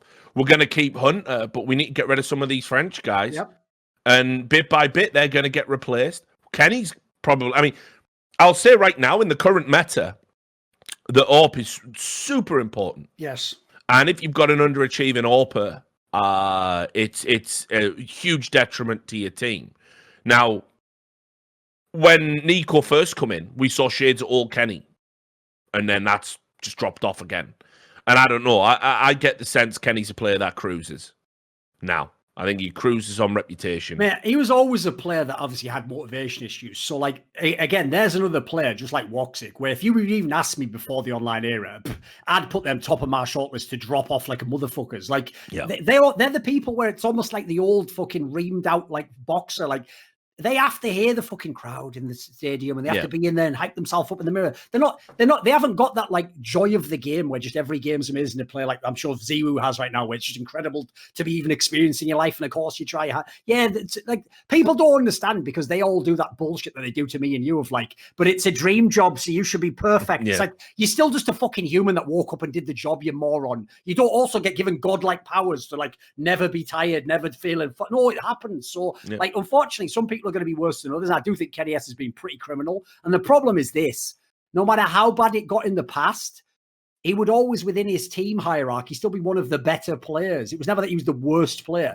The problem is now he has games where he's the worst player, mate. And I say that as someone where I consider him a friend as a player. And also, he's a super cool guy, you know. And it's like it's so rare we've really had to level what I would consider like harsh, lay the hammer down levels of criticism on him because he's such a phenomenal talent. But there's something not right in this team where, you know, you're right, where we're talking about Kenny S. Like, he is the guy that's underperforming. He is, like you said, the worst on the server for his team at any given time when he's in the team with Amanek, because, you know, you can't criticize like what Nex is doing. You know, Hunter, he's had a drop off, but again, I suspect NiKo has got more out of it than has been publicly declared in terms of roles he gets to play and how he gets to play. And that was always going to mean Hunter was going to take a knock. It's like, you know, it's not always as good as what you think it's going to be, playing with people you know and you respect. And then obviously Amanek we know he's the glue that essentially holds the team together, but sometimes he does frag out and sometimes he has games where he's instrumental. All of that's happening. They're not winning. They're not beating beatable teams. They don't look any further forward. And in the meantime, Kenny S is just sort of sat there like, bottom fragged on the up again, homie, see ya. It's like, by the way, it's not good enough. The thing you referenced there, I'll take it one step further about Hunter as well. That is my biggest fear, and one of the reasons, in my opinion, this team should never have been created. Because you've taken one of the most egomaniacal players in the history of CSGO, who I can tell you for a fact has been involved with removing people from teams and playing God with his lineups, and you've given him his fucking literal blood cousin as a teammate. Oh, I wonder if that's going to work out fine. I wonder if Hunter plays like shit if Nico is going to kick his actual fucking relative. This is a guy who has shown he is a mad nepotist. He wanted washed up Adren and Neo to join his team at a time when the roster they had should have been literally shooting for eras, because he just liked these guys from years before when they were good. Like, this motherfucker, if everyone hasn't understood by how I've pressed the whole Karrigan angle, this motherfucker doesn't get it. Like, he literally lets the nepotism he has make blinders for him inside the fucking game. So my concern is exactly that, is that I think Hunter's been mad off his form recently. And in my opinion, he probably needs to get away from fucking NiKo to rediscover his game. But I don't think it's going to happen. In my opinion, what happens is, say goodbye, everyone else French. You're all getting kicked, and this eventually becomes an international team led by NiKo, and it's just a shitter version of FaZe Clan. And the reason why that is so sad to me as well is because I look at like the team who they've got in terms of the players at the moment, and it's like, mate, I don't think, and because the buyouts now are massive in CS, you aren't even going to get a lineup as good as FaZe, mate. So if they go that route, it's going to be fucking dark. Well, I mean, I've just sent a link as well, Sam, you can bring it up on screen. Why are you talking about NiKo's blinders? It's on the front page of Reddit again, because he was doing an AMA on social media, and someone said, what's your opinion about Karrigan coming back to FaZe possibly? And obviously they've got twists over there now. So, you know, you've got a hell of a lineup. And he just said, I think it's a strong lineup on paper and it makes sense, but I think it'll come down a lot to Cold's and Rain's performance. He still can't give it my friends. It's mainly the friends that I like. Yeah, probably the main thing in the team, I reckon. Yeah, he still cannot give any credit over to Karrigan. Like, still can't. I'll just throw this out there.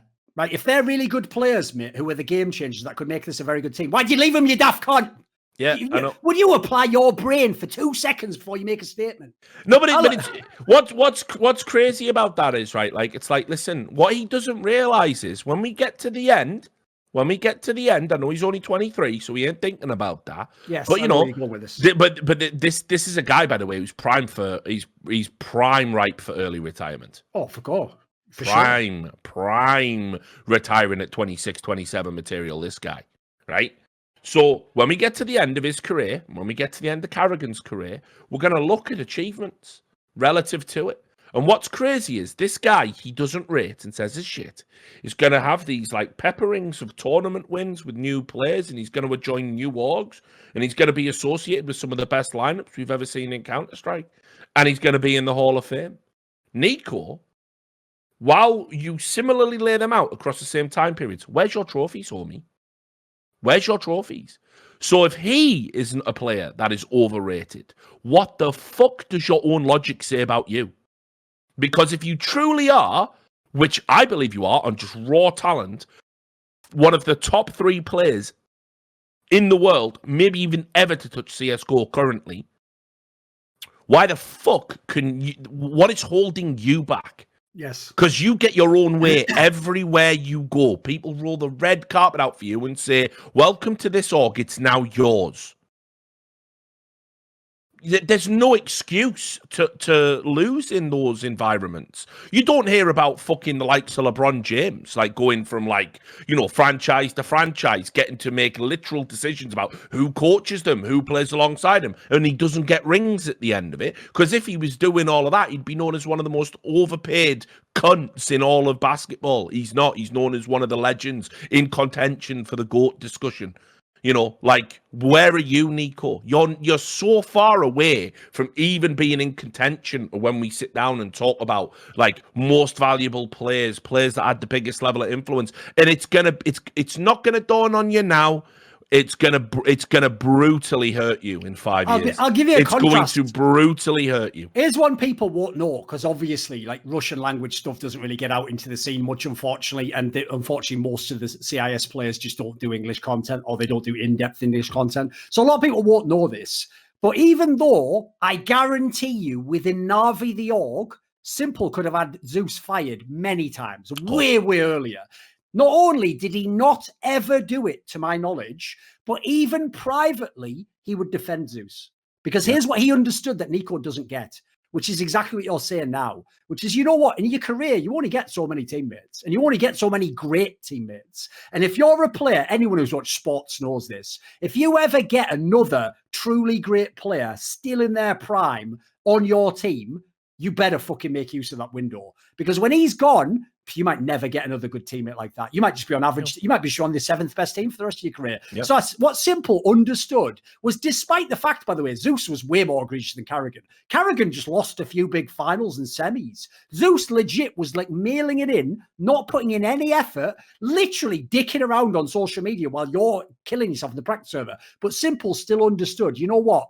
I might still look back one day, as he maybe will now with Boomich, and go, fuck, I had a legend playing with me, though. You know what? That was my chance, as he did. That's my chance to go to major finals, maybe win tournaments over the best teams ever. What NiKo doesn't realize is exactly that. He will get to like 27 years old. He won't be a relevant top player anymore. He may be a legend individually, but my fear is this. He's going to go down as one of those like fucking like Megatron motherfuckers where it's like, individually you were amazing, but who gives a fuck about your accomplishments though? Because your team was garbage, you know? So in his case, he will look back one day and realize, because as you say, I'll tell you right now, NiKo has the potential to be the best player ever. But if I had to guess, Karrigan will be a more highly rated IGL than NiKo will be an individual player. And that will just tell the whole tale. And I'm not saying, by the way, that everything Karrigan did is great and you have to play with it. I'm just saying you don't get many of those teammates and you better make the use of them when you get them. And you don't have any right now, by the way. In theory, you have Kenny S if he's in form, but you don't have anyone in G2 right now. And there's a flip side to that coin, right?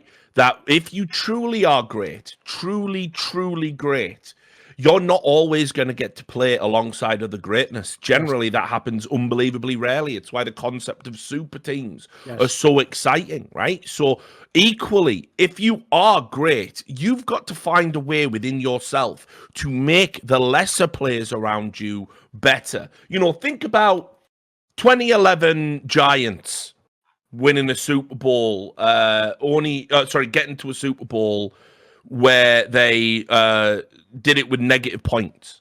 The only team to do it. That was like a mad fluke at the time. But you know, and like they had like one or two players that basically held up the entire fucking roster, and that's what you have to do sometimes in sports. And you know, a lot of these lesser players will look up to you in ways that you can't conceive of. But especially if you're a mad narcissist, it's very hard to believe that anybody could admire you more than yourself, but they do. And you've got to be the one who goes, right, okay, how can I make myself approachable, more human? How can I inspire them? Like, NiKo's not interested in inspiring his team.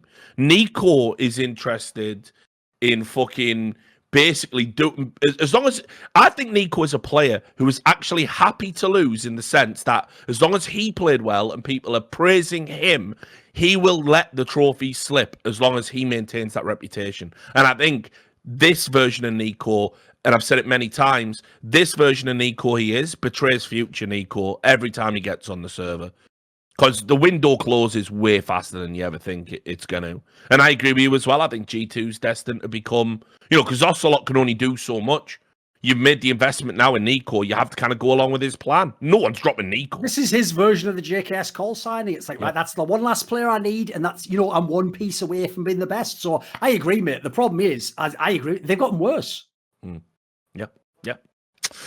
And then finally, talk about EG.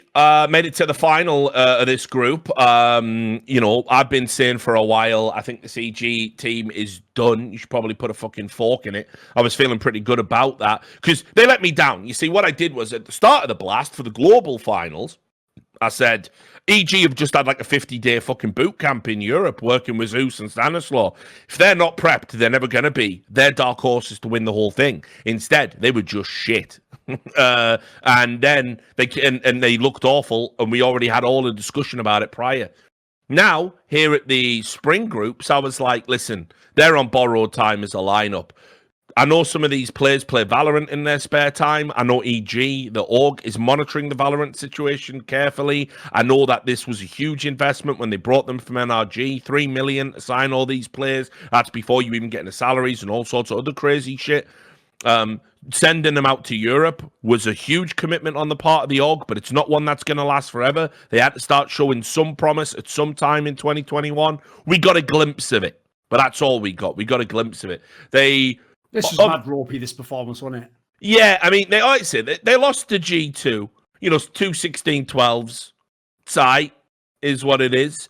But then when they beat Vitality, and I tweeted it out, I said they must beat Vitality. Vitality have just dropped their IGL in the middle of a fucking tournament. Like, if you don't think for a system team like Vitality, if you don't think that has a massive negative impact throughout your mind, you don't know the game. So they had to beat Vitality. Now, they fucking laboured to it. They absolutely laboured to it. They had to rely on an overtime win on Inferno as the deciding map, but they did do it. And then you're like, okay, now you've got a test. You've got G2, right? They are the heartbreak that gives us. I mean, like, they literally in the final map on Nuke, they just decimated G2. It wasn't even close. Good job. They get into the final, and honestly, against Complexity, I know they got wrecked on Mirage, but like, Complexity smashed that map. That's their best map by a long way. The Inferno game was competitive and a lot closer than 16-12 makes it suggest it was. And we had comeback performances. We had a couple of good maps from like Tarek, like really good maps from Tarek here. Cirque, yeah, jury's still out. Brehze, just a fucking monster. Yes. Like, actually looked like his old self. He is really the engine that makes that team work. You just saw it in the tournament. Sure. So you look at all of that laid out. Okay, there's enough that happened at this tournament for me. It isn't done. They get an opportunity now, but they have got to be better than this at the next one, because there was a lot of circumstance that went their way. Oh, yeah, for sure. This team could have come in last place in this group with even these performances. I agree. It was touch and go to even get past Vitality, like you say.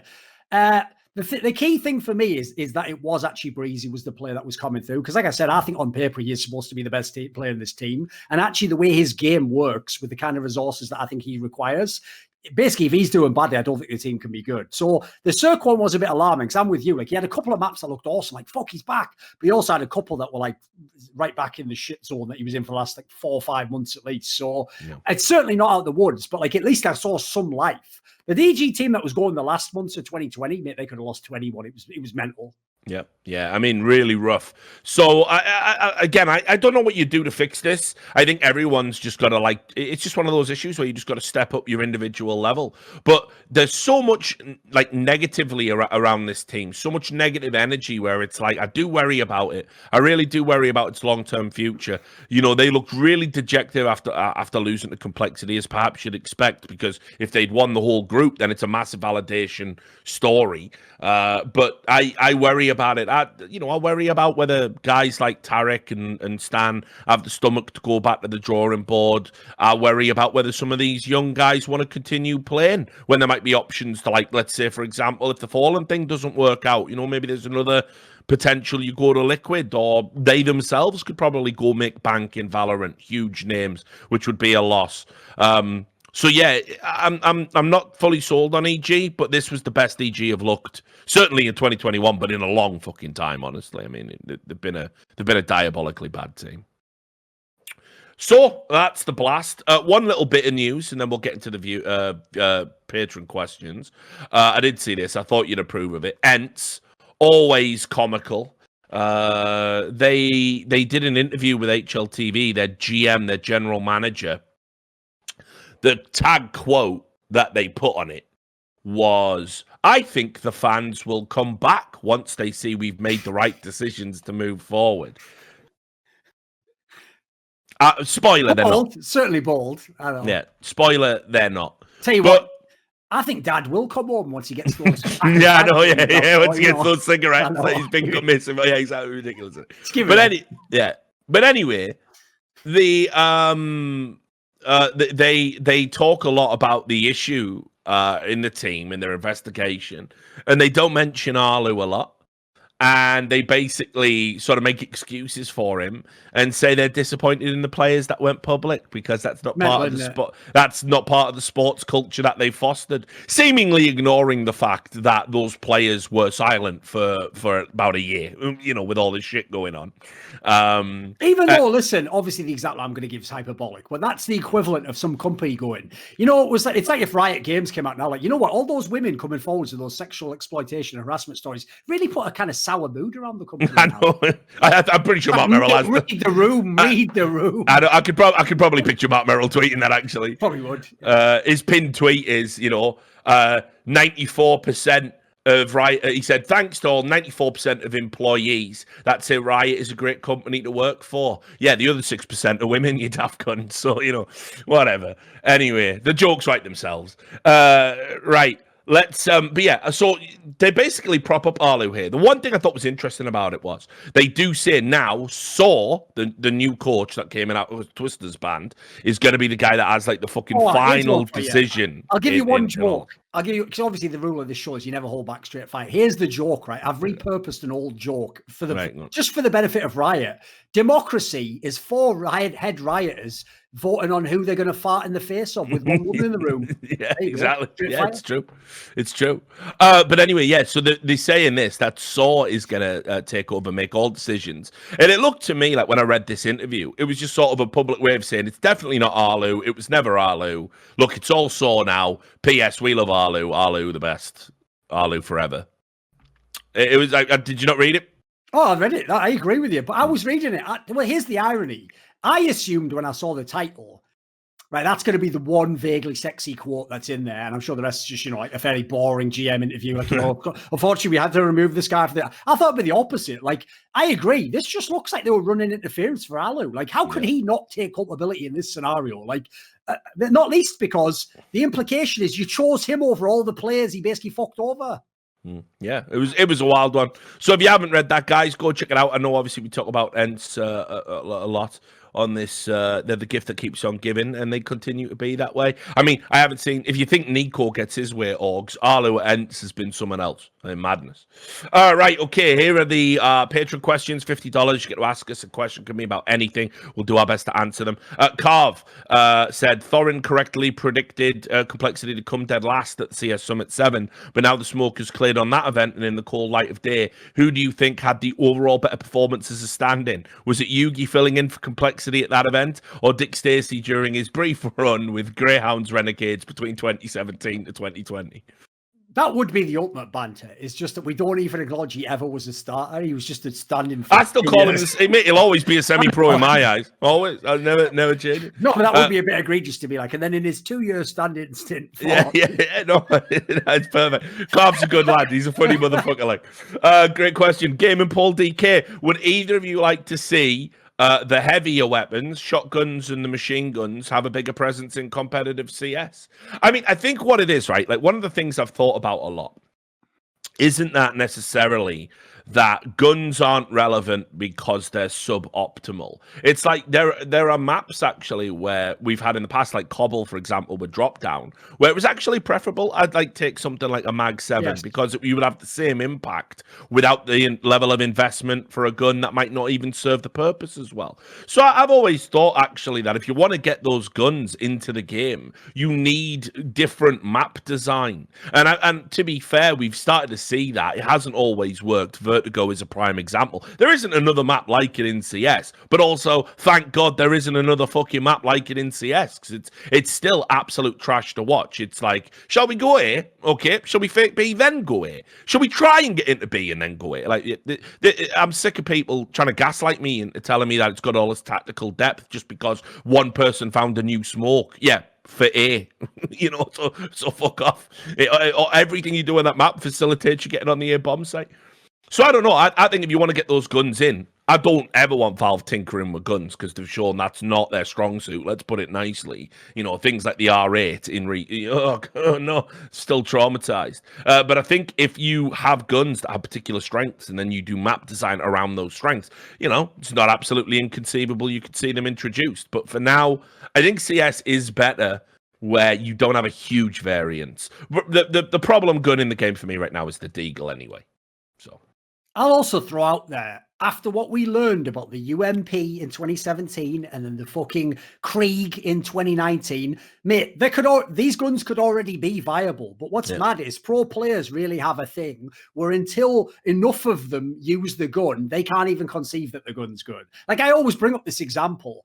The maddest one ever is that Krieg that was good the whole time, Megas literally used to use in 2016, but just like for a laugh and then go back to using an AK. And it's like, mate, with your skill set, how were you of all people not just like, I'm just going to use this shit all the time. It's all spray. Like, so it just shows that, like, to be fair, some of those weapons he's talking about right now, it might just be the way the players conceive of them. Like, Nuke's another classic map you can use the shotguns on. I've always thought some people play certain spots. There's ways you can play that if you do 2-man setups that you use them very effectively. So I agree with you. It's mainly the map design. Because if you had a map that was loads of like corridors, like the overpass mid area, but that was the whole map, there'd be a million shotguns being used, So as long as it's a good map, I'm not against it. I agree with you though. The last thing I want from my experiences, unless a gun is mega overpowered, I don't want Valve touching any of the weapons. Like right now, generally most of the weapons are in a pretty good place. So just stay away, please. Yeah, what they need to do is fix the Deagle, and then we're in a real good spot. So anyway, next, appreciate that. A new patron, Barkin, asks, and this is definitely a question for you, do you think the legend Element from Norway could become a good coach? Thanks for all your content. So obviously this is the fucking guy who, he was in the Eolithic SK game in NOA, that dude. Legend from back in the day. Very old school. And obviously he's tried to make inroads, I think, into being a coach in CSGO. I don't think he's ever played in CSGO. No, I don't think so. I think he played it for fun. He told me one time at like a train. Yeah. So, because that's what I mean. This is why it's your question, really, because you interviewed him. So, I like, listen, the only thing I'll just bring to the table for this discussion is I always think when you see these coaches who were great 1.6 legends, I mean, and he is, and they don't play CSGO on the reg, and they're not involved in any competition, and they probably don't follow the scene, if we're just being honest about it. There was a strong resistance to a lot of 1.6 players. They just didn't like CSGO at the start, and therefore they were behind the curve, so they don't know any of the history. They might not know who the players are, especially if they've come from source, stuff like this. I always think for them to suddenly come back because they know esports is legit, and like I just talked about earlier, you can dine out on that reputation in your 30s and your 40s. I don't know if those people can be honestly good coaches beyond what they just have as a personal skill set. Basically, there's literally nobody from any version of an esports game, even Counter-Strike 1.6, that I would literally say is guaranteed to be a good coach in CSGO. And the reason I say that is because I've already done the test example. The player that people like me, Lurpus, a bunch of other people think is the best 1.6 mind ever was Ave from MTW. And he coached North for something like, what, a year and a half? Like, he was with the academy team before that. Like, I don't think he ever actually became a great coach in CSGO. I think he had times where he was maybe all right from talking to him. He'll fully admit it was a different game. He had to relearn a lot of things. So, unfortunately, I don't think as much carries over as people think. And that guy, like I say, was like a god tier, like playbook IGL. So, in theory, he should have been the most slam dunk person to come and be a good coach. So, the problem with Element is this. Even though he definitely evolved a lot as a person because he got so much older, he was a very immature player who had a massive ego and essentially succeeded off incredible natural talent. Now, what made his talent very bizarre was it wasn't like raw aim. It was like just a game sense, essentially. So the problem with that is I feel like his strengths are pretty terrible for coaching, actually. Like, think about it, right? How can you tell someone, well, here's what you could have done here because I just feel like that's the right move? Like, what? Like, I don't think, believe it or not, that would be like the best IGL to do it. Like, he was more of like a feel player in that sense. So in the same way as like, I don't think Michael Jordan would be a good coach if he actually tried that. He'd be terrible, wouldn't he? Like, I think, unfortunately, like the skill sets are too drastically different. To me, the people that, like I say, are the most obvious ones is you need to be like a threat or an AF, someone or a Gob B or something, you know, where like, because the idea is, even if they don't have like some innate talent they're going to carry over, they understand how to break games down, how to break demos down, how to understand the roles, etc. So in my opinion, like their like sort of resume makes more sense. I think Element's one where it's like, it'd be cool if he could do it. I'm sure he's got lots of experience, but I don't really know that. Like, I don't really know it fits his strengths. So yeah, thanks for your patronage, Bacon. We'll hope that answers your question. We'll move on to the next one. Brehze, this is one of the ones from last week. Who do you guys think would survive the longest in the Alps with no tools out of the CSGO talent? So I'm guessing during the harsh winter, you know. I mean, for me, like Semler's a rock climber, right? He does it for fun, yeah. Yeah. So, and he's in pretty good shape right now, so he could probably be top of the list. Low body fat, you know. Although is having body fat an advantage? You want fat in the cold, you want that. Yeah. Well, you're but it does make physical work harder. So you know what I mean. Of course, the irony when Anders died. Yeah, true. After it turned out he was bloody right the whole time. Oh, fucking! That's a heartbreaker, mate. Don't get caught in the Alps, though. That's your joke, isn't it? Yeah. Joke So it's a tough one. I'm trying to think. Do we know anyone who's like a survivalist type person who goes camping and stuff out of all of us? I don't think so. Well, the closest is Sadikist, I think, because he's in like mountain, like fucking that's true. Biking and stuff. So I'm sure he must have some basic skills as well. In the cold more often. Yeah, exactly. Kind of used to it. Here's my answer. Right, I would pick Pimp. Because obviously, if he ever needed to sort of carve his way out of some egg, outrageous. As if you brought that to the table, man. As if you brought your sharp chin back there. It's so pathetic, isn't it, that we do this? But whatever. What people don't know as well as though, aside from people I just really dislike, it's actually the fact that I do like Pimp as a person so much that he's a legend. Feel fine about saying that, you know. It's not one of those ones like Zeus where I just hate him. Like, I actually wouldn't say that about another player. Like, if they were sort of in the middle, like it'd be too close on that one. Yeah, whatever. But yeah, he's a legend. The problem with this question, right? I'll reformulate it to be better because the real problem with this question is this, right? Yeah, we need to ask what skills we're looking for. So, like you alluded to, really, what we're looking for is stuff like, you know, like good in a jam, wouldn't give up, like as you say, survival mentality, maybe has some basic skills. So actually there's a lot of people, for example, who would be terrible for that. Like I'll give you an example. So my boy DDK used to be in great shape all the time. He'd be terrible in that scenario though. I think he'd mentally collapse instantly. Like, he's not really sort of like a super tough guy mentally. So I feel like you have to pick someone who's got like a grinder's mentality in a way. Because, like, let's face it, if you're trapped in that scenario, this is some like 127 hours psych shit where you're gonna have to go through some mental shit to survive that. So, but this way, I'd give you a decent chance in that sense. Well, you know, I did read the SES handbook when I was 12. So, you know, the SES survival handbook was in my library. I don't even know his name now. What's the name of that guy who did all the Bravo? Ray Mears? Yeah. No, Andy McNabb. Yeah, the kind of shit that, like, I assume, even though I definitely don't know, I also assume a Red Eye's favorite. Yeah, because, yeah. Obviously, Red Eye's got a signed version of that. Like, you know, still on his coffee table, he loves that. Yeah. No, but I mean, like, I know a little bit about survival. Like, I'm pretty confident I can, like, build an ice house, get a fire going. You know, but the problem when you're stranded in that situation is it's time, basically, because of the extreme cold. So you have to prioritize getting the fire going. Very hard in the Alps because no kindlings lying around, you know. So you've got that to fucking think about, you know. So yeah, that is a tough one. But you know, I think similar probably. Like I don't think you can do free climbing and not have fucking an understanding. Well, you got to have an understanding of what to do if you get caught, trapped, you know, things like that. Like, yeah, exactly. So, what about by the way, who's done military training, like a Finn or Stunner? You know, like Stunner would be a good shout, I think. Yeah. Stunner must have. US Marines don't do Arctic training a lot of the time. They don't. I mean, he did go to like.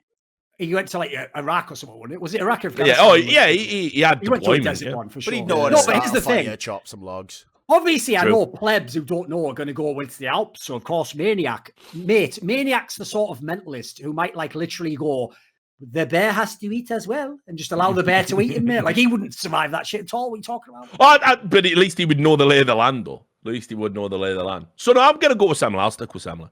I think that's a good all-round pick. Sadakist is also a good all-round pick, probably. Here's the thing. I'm picking Richard because what I think happens is this. First of all, you have to understand. I know you know this, Richard, but they don't. I learned the majority of the things I know about the world from comics I read as a child. Yeah. So since I used to love actually reading the old school shit from back in like the 40s and 50s, where it's the most like hackneyed sort of like fake version of a world ever. Like it's the shit where everyone's getting spanked by their parents with a slipper at the end. And that's like the end of every fucking comic. Beano and so basically, from having read those sorts of comics, I would assume Richard would be out there, you know, he'd be all frostbitten, you know, how am I going to survive the night? Then obviously that massive St. Bernard rocks up with that little with the brandy. And Richard goes, and then he's like Popeye. He's like, at that point, right? All he's doing in his brain, I'm going to take it back to my own life, is it's like that. It's like when you've gotten mega pissed in a club, you know you should have saved £2 extra. You don't have enough for the taxi, so you just walk home. You go, right, you know what? Fucking head down. I'm just following this line, and eventually I get home. So he'd just do that, and then he'd be in France or something. Let me tell you the ultimate nightmare story about one of them nights, right? And you can definitely relate to this because I was out in Middlesbrough. And obviously where I lived, right, it's out in the fucking sticks, out in the farmland. And this was a time when, because I was young, you know, like the idea of spending £10 on a taxi to get home or having the additional £10 worth of alcohol was so egregious that I would just often walk 10 miles in the bitter cold. And so what I'd done is this one time I'd spent this 10 quid that I knew I needed. I had it in my pocket. And I think I bought a bottle of I think it was called Calgary Crown whiskey for fucking £8. And so that was my finishing drink for the night. So I was necking this bottle of whiskey. I was absolutely fucking blaked. All my mates gone home. Like, nah, you can't stay over, Rich. You're minging. Fuck off. All right, time for me to walk home then. So I'm doing this 10-mile mission to get home. But I'm so fucked up. I'm unbelievably drunk, like way too drunk for this. This is how people die. This is how like Cassidy died on the train tracks. You know, I'm that level of fucked up. And it's pitch black when you get to where I used to live because there's no fucking street lights. It's just out in the sticks. You know what it's like. You know, you get over all them posts in the middle of their countryside. Mate, you get over to places like Gisborough masquerading as fucking towns. You know what I mean? And there's like 50 people live there. There's like one street light in the village, you know. So because that's what they are. So anyway, I think fuck this. It's freezing, and I'm pissed, and I'm getting tired now. I'll just take a shortcut. I'll cut across this farmland, and I'm walking, and then slop, I've just sunk into something. Like I have just sunk, and basically I'm plowing through. It's like fucking Vietnam, mate. I'm like in a fucking paddy field or a swamp or something. Hands above my head. Like what's all this? Anyway, I've gone through a fucking field that's just filled with slurry. Just slurry. It was just all like chicken shit and piss and water up to my fucking tits in it. Like just going through the worst shortcut I've ever took in my life. Like trying not to spew stinking shit. Oh mate, no, like how do I even know? I was operating outside. I was in the fourth dimensional perspective then. Time really had become a flat circle at that point. So I was fucked. So yeah, that was fucking savage. So I think anyway, point being, if I can do that, I can probably survive in the Alps. Yeah. So I didn't even get sick. Just throw me in some slurry. I didn't know what it was at first. Yeah, I'm sound. I'll tell you one move I once tried, because I've obviously also done the fucking like 5 or 6 mile walk as well, which is also, by the way, the last thing you basically want to do at 5 a.m. when you're really pissed as well. Like, you haven't even got the energy for it. But I did one time pure banter, which is I did have some money, but not enough for the full taxi. So I had a genius moment where I realized, wait a minute, there's no law against this. I'll just say, take me to this town, right? And then I just told the guy when we're halfway going, I go, whoa, stop.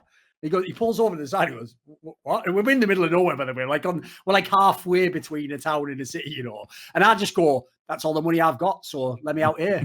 And he goes, well, I'm taking you to the town though. And I go, that's all the money I've got though. And the meter says that much. So obviously, because I'd mind gamed him, and like he just felt sorry then. He was like, all right, then I'll bloody drive you back. But I was just going to walk there, mate. I didn't give a fuck. What... No, you got the only, empathetic taxi driver in the whole world. I'm the only person in the history of anyone who ever lived in the area of Middlesbrough to get more out of the taxi driver than you paid them. That will never happen, ever. Yeah, never. That's what I had to mind gaming, because this mate, if I'd have told him I only had like £5, he ain't even let me in that taxi. You don't even get in the car. Yeah, of course. Right, Elon asks, let me just check this first.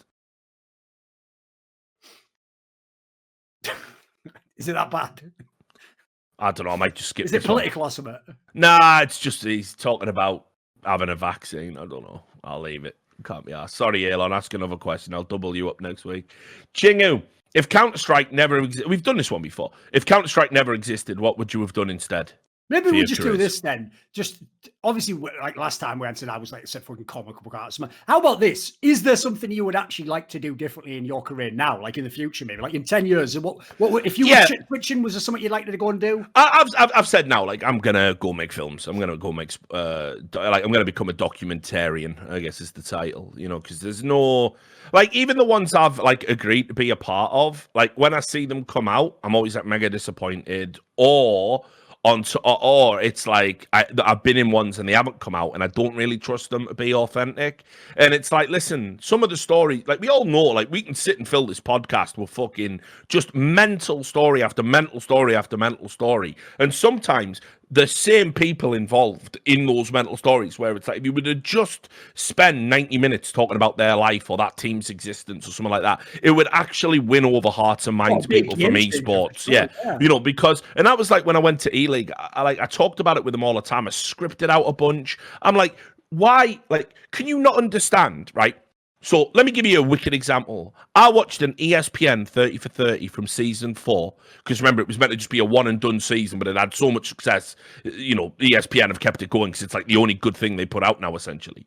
There's one, and it's about eating competitions.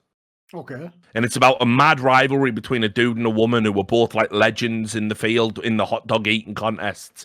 Now, that is so mental and so far, mate. Super compelling story. Totally recommend it. Can't remember the name off the top of my head. Just put in 30 for 30 eating contest if you're interested, guys. You'll find it. But that, if I can get into a fucking eating contest as a sport and be like, oh wow, obviously as well, King of Kong is another great example. I know the documentary had some problems with accuracy, but in terms of its story, how compelling was it? And we're talking about a dude playing an arcade in his fucking garage, for fuck's sake. You know what I mean? So the idea I can't do a documentary about the NIP streak, right? If we believe esports is a sport, that's one of the greatest accomplishments in any sport. You're telling me I can't do a fucking documentary on that and make it interesting to the degree that someone who's never followed esports before couldn't be compelled by it and might start following esports? Of course I could. You got to give me a crack at that. So I've said, to Deserto, while we're in lockdown, obviously, I can't do any of this cool stuff. As soon as lockdown's lifted, mate, I'm traveling all the world, sitting everyone down, doing all these. I'm gonna work myself into a fucking early grave, probably, because the premise with those 30 for 30, they're called 30 for 30 because they're 30 from different directors. I'm gonna do an entire season of 30 for 30 myself. So that's what I'm doing. And that'll probably be my legacy more than my investigative journalism, I believe.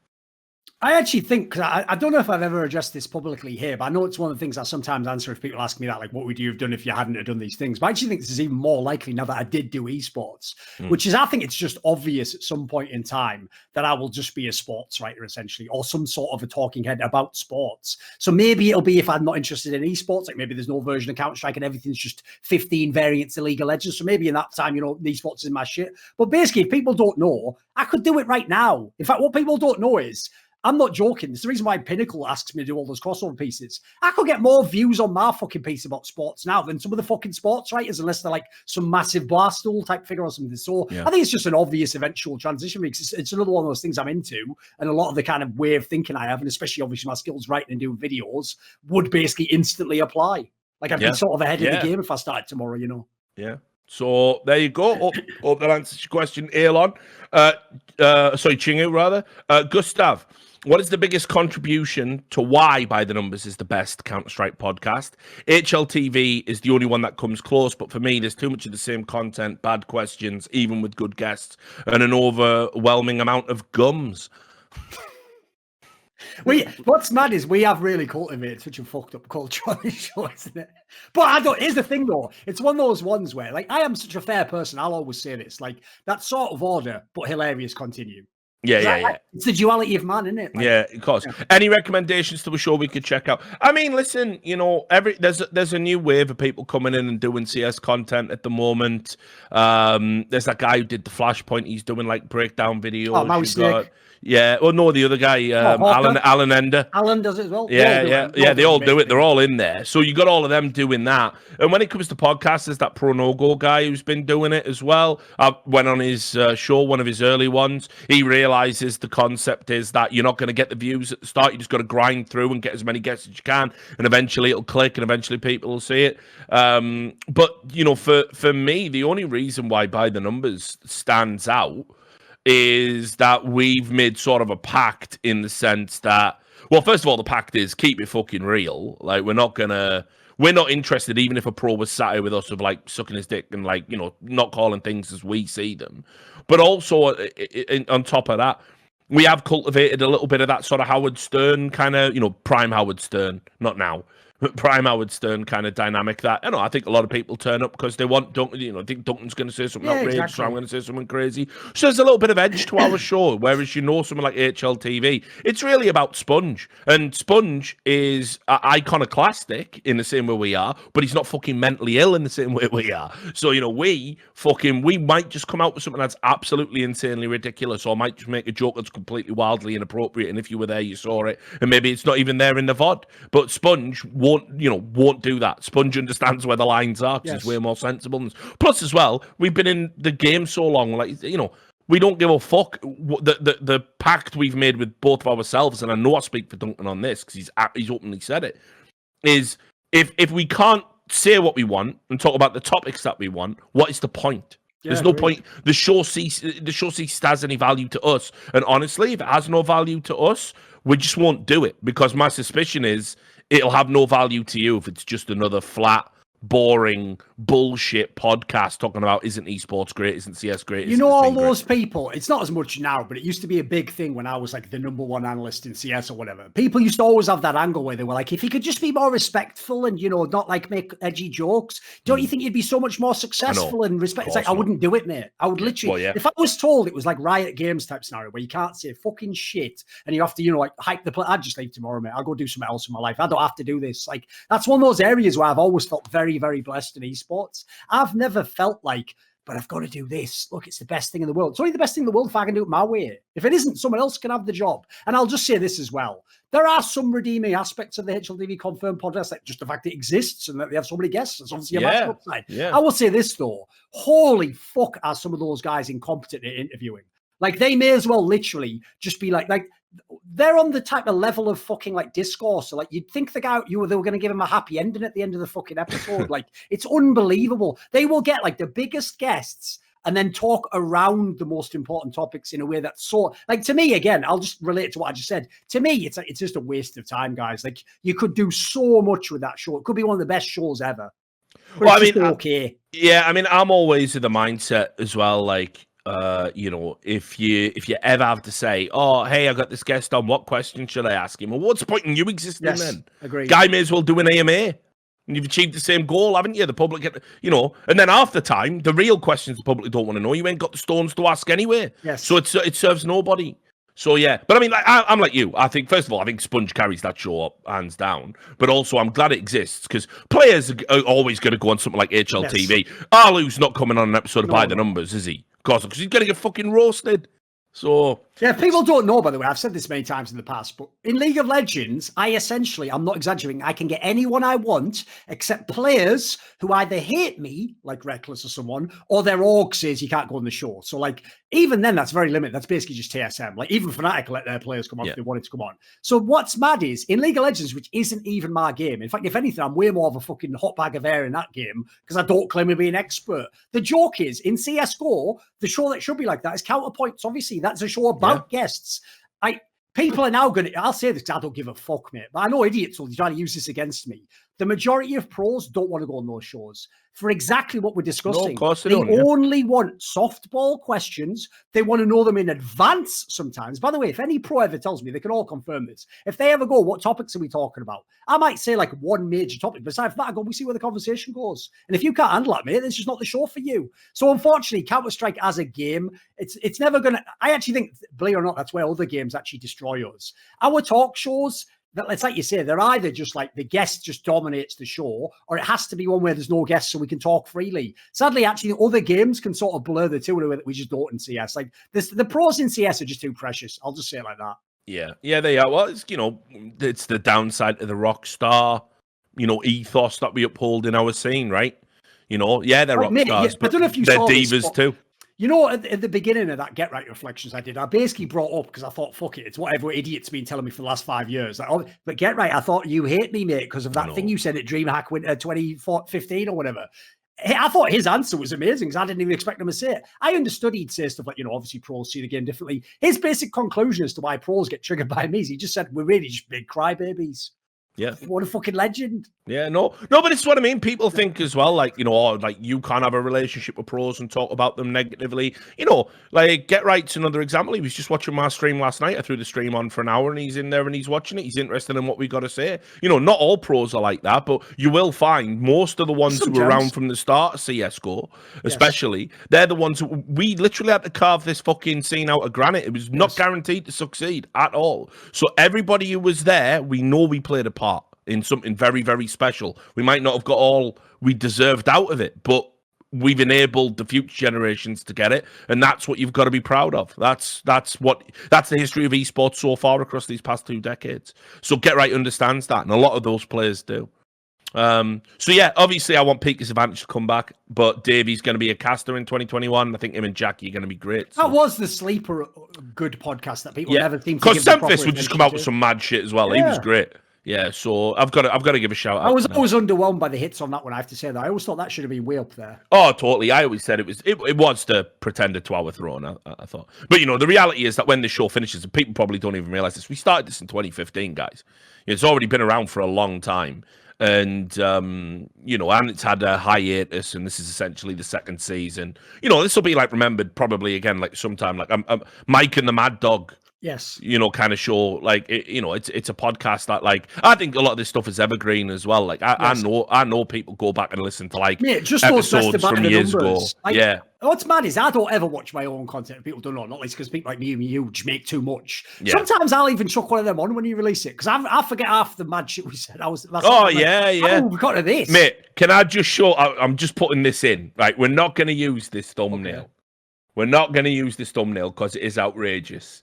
And it'll upset him, but he probably won't notice it in this because my boy X-Defil, who does the editing for the best ops, right? He's made a D-Man special that we're going to put out soon, right? Of all the funny jokes of that we did about D-Man. Well, it's 12 minutes long, right? So anyway, I went over to Griff, who makes the thumbnails. He does some editing as well, but he makes the thumbnails. I said, "Can you make me a thumbnail for the D-Man special, right?" And he come up with this, Sam. Just showed it. Just like, and I just said, brother, there is no fucking way I can use this. Like, it's so like even I understand.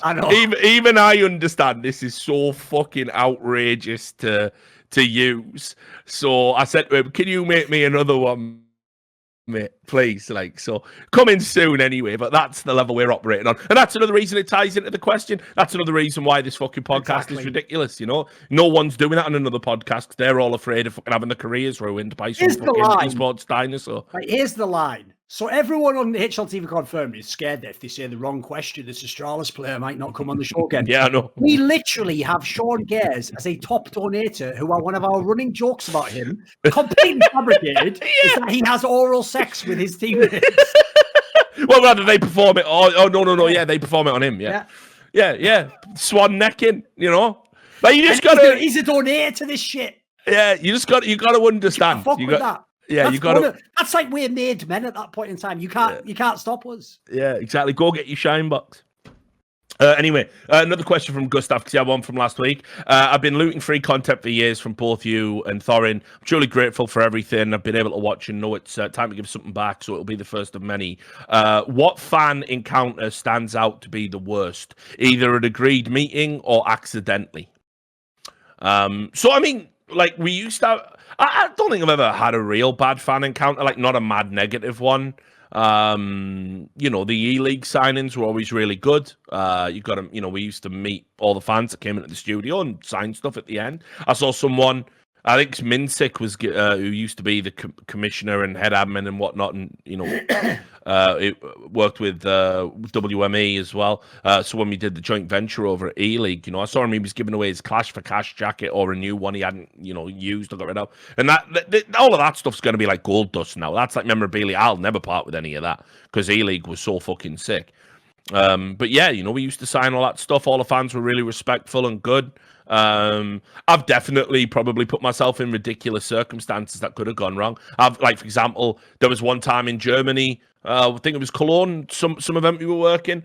Bunch of fans came over, bought me drinks. I mean, first of all, now I wouldn't drink a drink someone had bought for me now, because obviously people are actively going to poison me and I'll end up like that fucker from Russia, you know. Victor, please just let go, or whatever his name was. But I've been out with fans and got absolutely fucking trolleyed with just a group of fans giving me, you know, similar treatment to Dozier, you know, God, they all chanting, making me chug beers and stuff, and people filming it. That could have been a fucking disaster. But fortunately, no one's ever wrecked me with it. You know, no one's ever wrecked me with anything like that. So I haven't really had a negative fan experience. You know, the point isn't that.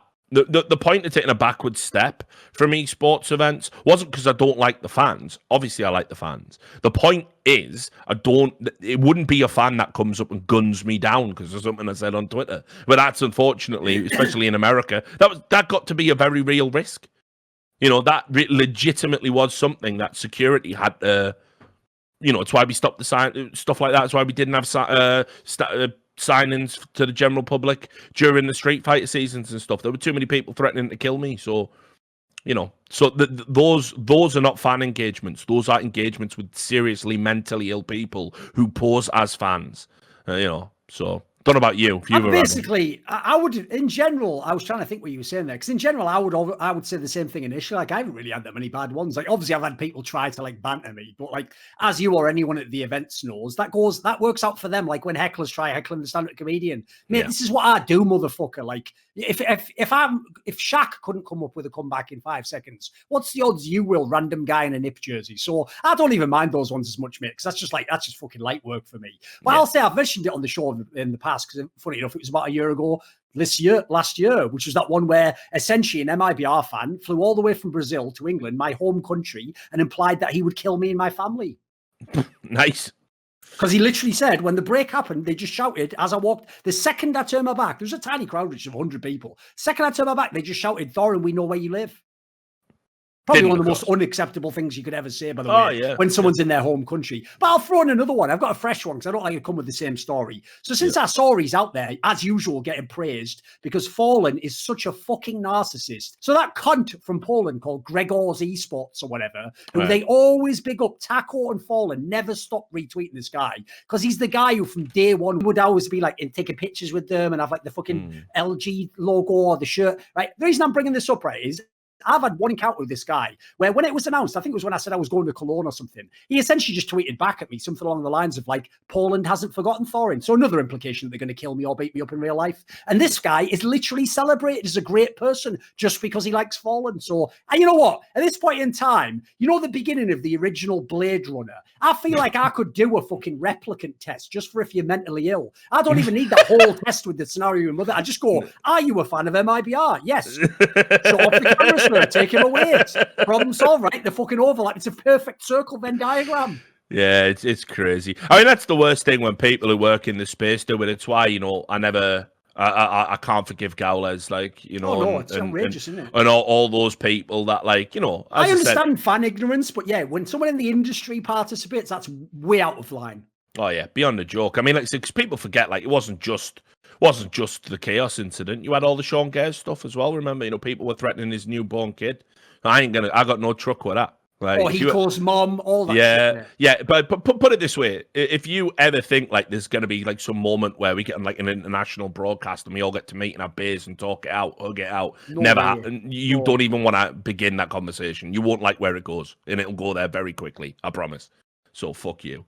Anyway, first off, last week you mentioned Escape from Tarkov and how it was originally an interesting idea that's been run into the ground. I'm someone who's been tempted a few times to buy it, but have never fully taken the dive and purchased it. Would you mind giving why you think it's been ruined? A lot of stuff is like just design choices in the game, the looting aspects of it, but ultimately as well, it's another game that when it was new, because people didn't like sort of have a meta game in mind and didn't know like ways to cheese, people were just literally running and gunning and getting loot and getting out of there, and that's when it was fun. But now some motherfucker will sit on a prime looting spot, right, safe in the knowledge that they know where that they're as close as they can possibly be to the last minute to make it to the extraction point. And like my last few games on Tarkov before I uninstalled it were just literally like PUBG. You just get domed in the back of the head. You don't know where it come from, why it happened, and unfortunately,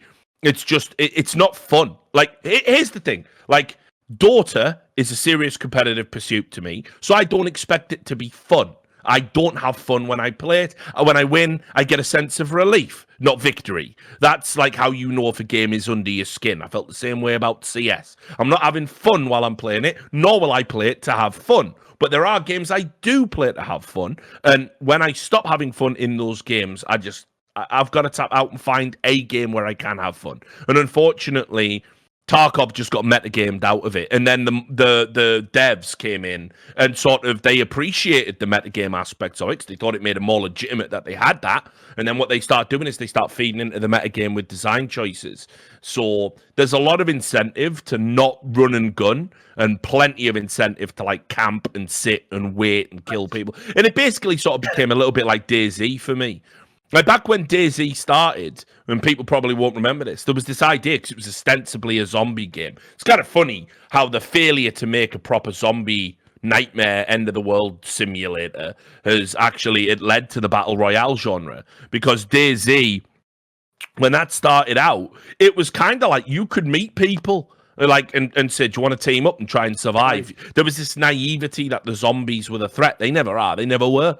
You know, they even had to patch it up to make them like more brutal and more likely to attack you and kill you and damage you. And even now they're garbage. The threat always is other people. So what actually happened with DayZ is it just became a bastard simulator. What started happening was you would spawn in completely naked, you know, no food, no gear, no nothing, you know, got to survive. And there's some cunt who's been on the fucking server fully geared out of his mind, just sniping you because he's bored. Was that the game where you could sort of make people like your slave? And you just put a gun at them and you're like, yeah, mate, like, you know, fucking, my boys were playing it the other day. They were trying to have like a DayZ resurgence and they were like, oh, you want to come and play DayZ with us? I'm like, I don't know. And I was watching them. They were streaming it on Discord to me. And basically they picked up this guy and acted all nice and they were going, look, yeah, I know it's tough when you're not geared. Come over. We've got this like camp not far from here. We're going to be eating, the only thing we've got to eat is human meat, but it'll like tide you over and all that. And they took him there and then the guys just screamed, you're the meat, motherfucker! And they just domed this guy, like, and then carved up his corpse on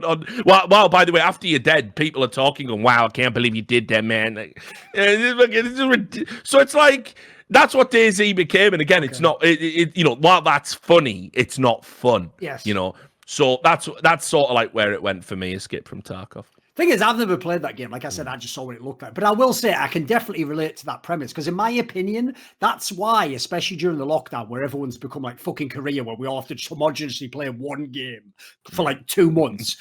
They all have a lifespan of 2 months. The reason why is like, basically, I had the same experience with that game Among Us. That's a game, right? Where if most people don't know how to play, it's amazing fun. It's like a party game, you know. You just get to see people's personalities and you try an audacious gamble, or you just... Here's the problem, right? If people have played the game for a month, and especially if you have like 2 people in the game who really know like all the angles you're talking about, it ruins the whole game. Like, you'll never beat them. They've even figured out all the shit where you can do by process of elimination. You didn't do this time. Like, it ruins the game. Basically, like, those are games where it's like you said with your distinction. Those are games that like tryharding actually ruins because they're not for tryharding. That would be like me sitting around spending the rest of this year memorizing all the answers to Trivial Pursuit and then trying to play a fun game with my family a week later. Well, it's going to be shit, isn't it? I know all the answers. And they're going to just be trying like a normal human to just come up with the answer on the spot. So, yeah, unfortunately, I've noticed a lot of the modern games don't have the longevity. It is the reason, by the way, why Counter-Strike is the ultimate esport. Because we can still, like, I know people in CS complain like we want this map back or whatever, but we are essentially all cool playing maps we played 15 years ago. It's ridiculous. Yeah. But it works. Like, the idea is the formula just does iterate and it never gets boring in that sense. So, like, yeah, I agree. Like, I don't know about this game. Like, I've heard very similar things. I've heard it was like the game that, like, for the first few months was straight fire, and then like everyone I know was talking about it just doesn't even talk about it anymore. So I don't think anyone plays it anymore, as far as I can tell. Yeah, I promised Davey I'm going to play Among Us with him at some point. So, you know, we'll wait and see. It's a fun game. Like I say, as long as people aren't too good that they ruin it for you, you'll have fun with it initially. It just doesn't have a massive lifespan to it, you know. Alice the Alchemist, who does the timestamps, says, hey, Rich, if one day you were elected to be a cult leader of a newfound religion that was called Goatsy, how would you go about spreading this new religion and indoctrinating the minds of every individual on planet Earth? I mean, put it this way, what the last 5 years have told me, without putting too fine a point on it and linking it to Goatsy, is that I actually thought the media was losing its potency to like brainwash people because it's more powerful than ever as far as it absolutely is now with the advent of the internet, 24-hour news cycles plus social media, and the way social media interfaces with being real-time events, but your life and it all overlaps, and you know, so your Facebook feed is the blur is more insane than ever now, isn't it? Your Facebook feed is Jane just got married, Donald Trump has just been impeached. You know, it's like, when I always think about this is when I see people in especially in CS, because obviously in CS we all think banter's fine and we forget that there's other esports where they don't think it's cool. Dude, it's when people in Counter-Strike make jokes about like coronavirus or vaccines or stuff. I always think like, dude, we aren't in that world anymore. Like, what are you doing right now? Like, you can't even though to you that's like, I saw people making jokes about that like fucking Capitol Hill thing. It's like that 5 years ago, that was like a different world. Like, that's my joke about politics, but obviously I'm not in politics. I'm just normal. No, there's no blur anymore. Like, the second you say a name of someone involved in politics, you're now a combatant on the field, and the enemy troops will shoot at you. And if you don't have a side, by the way, you're fucked instantly.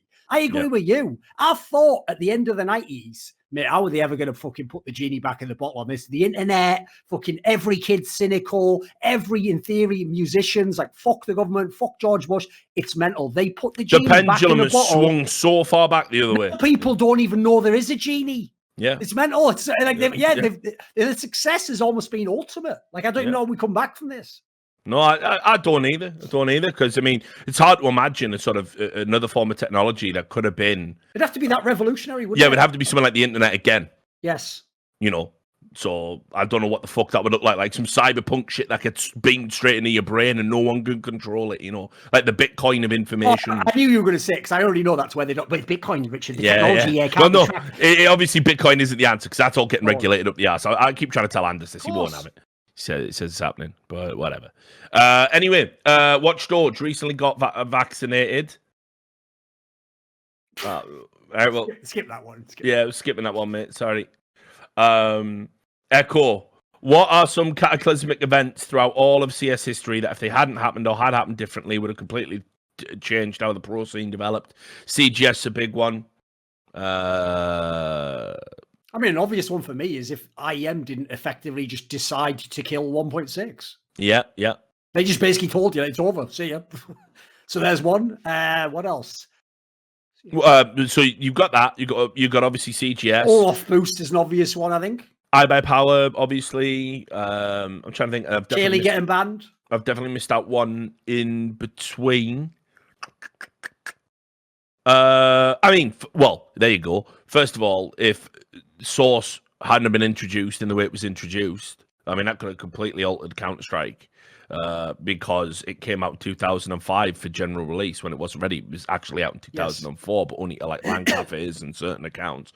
And basically, it wasn't fit for purpose and had a load of bugs in it. So 1.6 people were unbelievably resistant. And then we had the unbelievably bad decision. A lot of people's first exposure to it as an experience was the Singapore World Cyber Games in 2005, where qualifiers were on 1.6, finals were on Source. I mean, which is like, again, this just shows you how amateurish esports was. That was one of the biggest tournaments on the calendar, and you literally played the qualifiers on a different game. That's mad. So. And as a result, most of the Source teams lost. Yes. That was the stupidest part. You essentially pre-selected people to definitely not be the best Source teams and then have the game played in Source. That's probably the stupidest. That might be one of the biggest oversights I've ever seen in my entire life, mate. Yeah. Stupid. So that was a mad one. So probably pick any of them. And then and that's it. We're done. Those are all the questions, homie. All that remains to be done is to give one final shout out to the sponsors. Obviously, .com, go to .com/RLS. But by the way, have we got the list of the donators, Sam? Yeah, I'll just copy paste it. Yeah, just copy paste that. So yeah, go to .com/RLS, sign up an account there. If not, go to CSGO, follow their content, follow them on YouTube. That's great. And obviously as well, NordVPN. Really happy to have them as a sponsor. Go to nordvpn.com/RLS, 70% off a VPN. And thanks to our patrons that brought the show back from the dead. And remember, if you give $50 or more, you get to ask one of those questions we just answered. That's our $100 patrons with the Legend Jerky's Minion, Blunt Smoking Sex Enthusiast, Carve, Flacksmith, Hannah Maru Alice, J Dubs, Marcus Chiumpa, Tobias Bernasconi, Zarathenia, and Cathal. And in addition to that, our $50 patrons: Gustav, Barkin, Goody Woody, Chris with a K, Gerhan Kaya, Lonnie, Fursock, Smart as Superman, Gaming Paul DK, Elon, Echo, Rez Chi, Miss Alcoholic, BP420, Watch George, Reykjavik on Steam, Manuel Stockley, Benakagi, Alexi, and Sard Sawar. Much love to you all. Thanks very much. Take care of yourselves, and we will see you next week on the latest episode of By the Numbers. Peace.